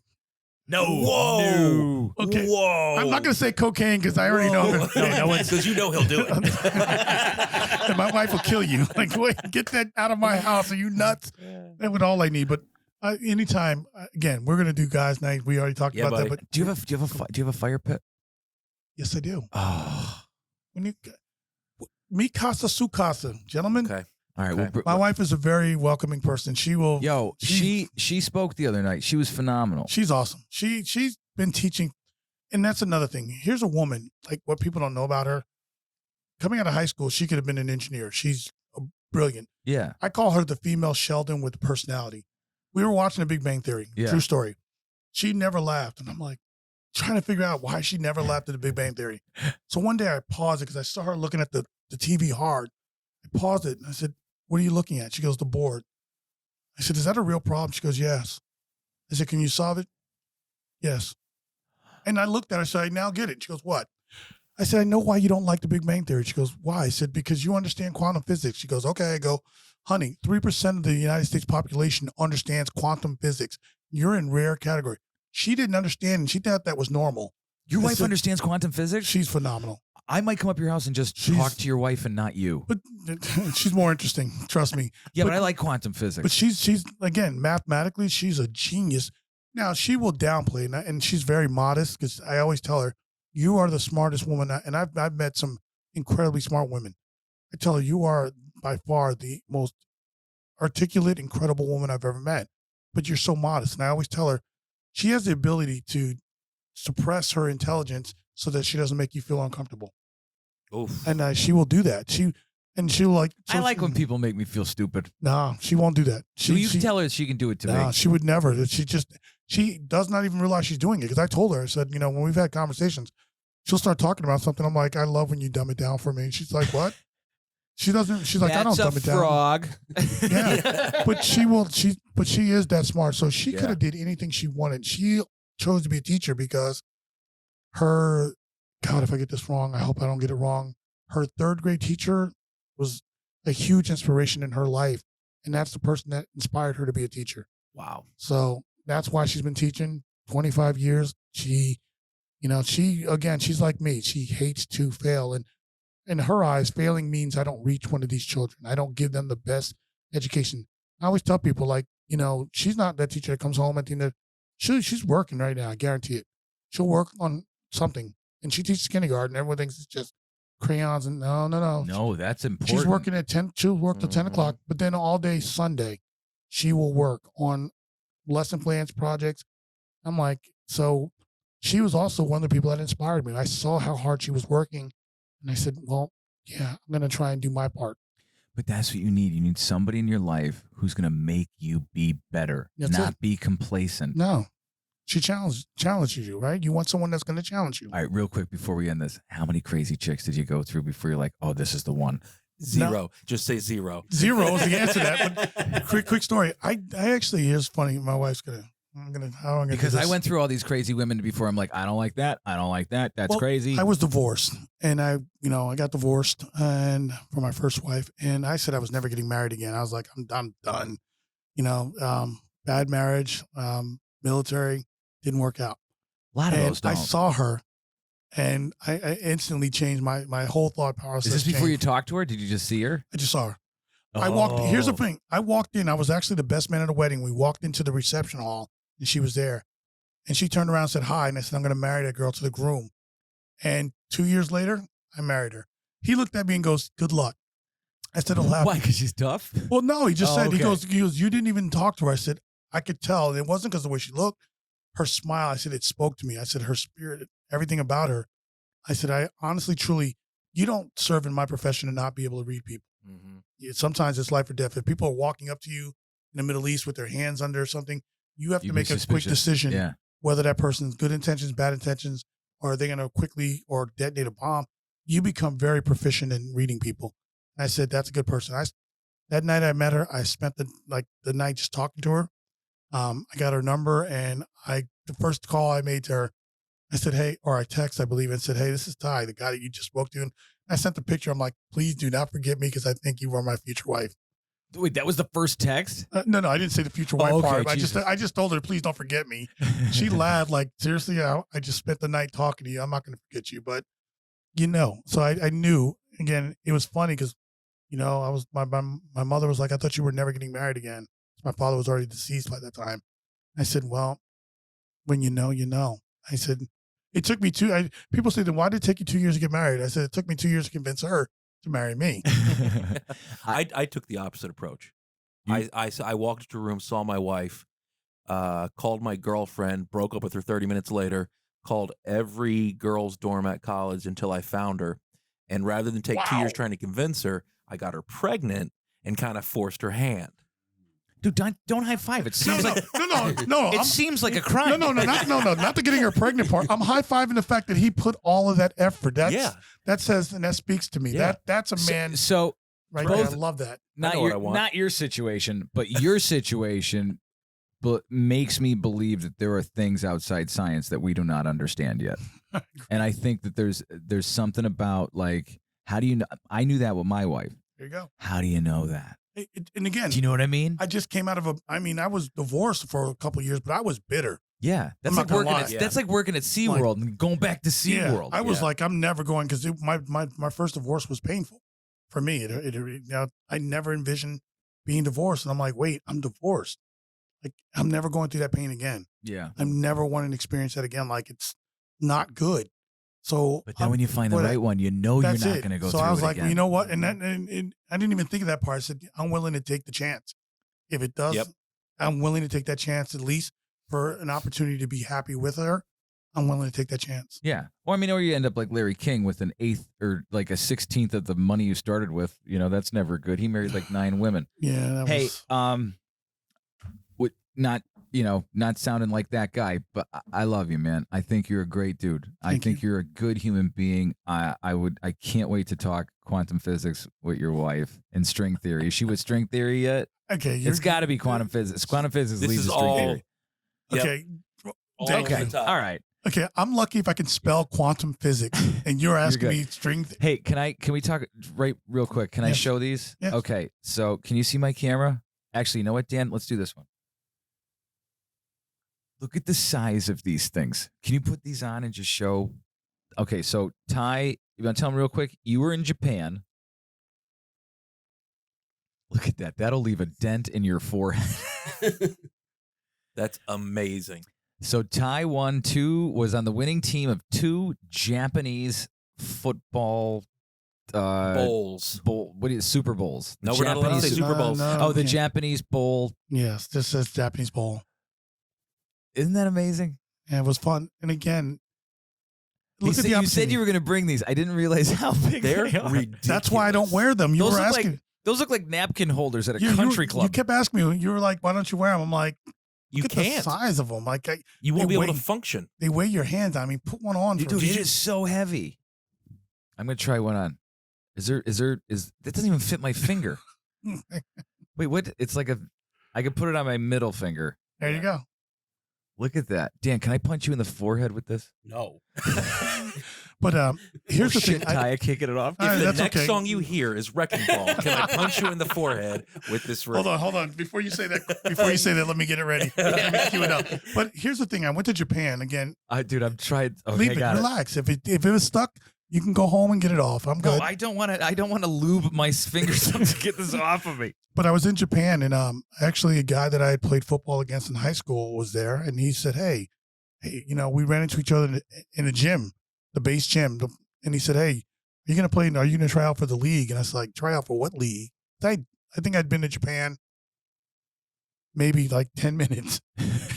I'm like, what league? I'm still trying to figure out why people don't speak English here. Hey, you look like football player. Yeah, but that's the thing. I was like, I'm still trying to figure out they don't speak English here. And he's like, yeah, there's football league and everything. So then I went and tried out, and I tell people, like, I've gotten to live out every single dream that I've ever had as a kid. I played football in what's considered to be a professional league long after I thought I would never play again. I, never went over there with the intention. I didn't even know they had football. But to also get on a team and dream. The team was 1-10 the year before. Then the first year that I'm on, we improved by 9 games. And then the next 2 years, we won back-to-back. You were New England Patriots. Yeah, we were. And I left, and then they won again. So they won a third time. At the they three-peated. Unfortunately, I had the military said, you're transferring back because we need you to go here for an assignment. So I didn't get a chance to stay I started that third season, and I think I played 7 games and left. And they offered to give me a ring, and I said, I didn't finish. So I'm good. So, Dan, you have now sat and hung out with Ty Holmes, survivor, hero, Super Bowl champion, and unfortunately politician. We can't all be perfect. You're a linebacker? Running back, linebacker, strong safety, combination. Depending on who we played. The Air Force. Does this say the Eagles? Oh, let's say Warriors. the Eagles. The Warriors. Warriors. Oh, the Warriors. I'm okay with that. I'm Yeah. okay with It's that. also depending on. Oh, shit, I dropped it. It's going to break the table. Wow. It's also depending on what team we played. There were certain teams that had better, like there were a couple teams that had players that were. There was a Japanese kid over there. I kid you not. I think they should have clocked him. He ran a 4.2 or 4, maybe even a 4.19 40. Fastest human being I've ever seen. I hope he was a receiver. No, he was a running back. Running And we back. couldn't touch him. He was untouchable. Oh my God! He would. The one chance, I think in 4 years I got one hit on him, and it wasn't like I could square him up and just power drive him. You And tapped him. he was cool. Like this dude, I mean, he was tatted up, muscles, but he was like 5'4", and I guess he said he tried to play at Cal, but they said they wouldn't let him play. But I was like, how could they not let this guy? He was the fastest human being I ever saw in my life. Wow. So when we played against him, we would set different sets. So I would play different positions based off of who. We had great coaches that would game plan. I mean, it wasn't just, high school football. You go out there. No, these guys game planned. They had a thing. You get your playbook every week. You'd have to go through it. They do film and, all the things. Hey, we're going to do this. We're going to run this set. It was, again, being in the military and playing football. I'm like, you cannot get better. I used to always this is my life. My father flew over to Japan to see me play. And he was like, He's like, it's bizarre. he was like, my son is playing in a professional league, like in Japan while he's serving in the military. Yeah. Check every block for your proud dad. Yep. Yeah. Wow. Dude, thank you so much for Thank spending you. your time with us. Next time, maybe we'll get to the NAACP. Absolutely. I'm not saying it's not important. We just keep not getting there. Well, that's 'cause I know you- I know that what you're doing over there is absolutely phenomenal. And please don't everything that you're doing right now, don't stop. Thank you, Please. sir. I appreciate you guys. You guys good? Yeah. Dan, you want to say it? Let's go do some coke. We're all going to get in trouble after Yes, this. we are. What a week, all.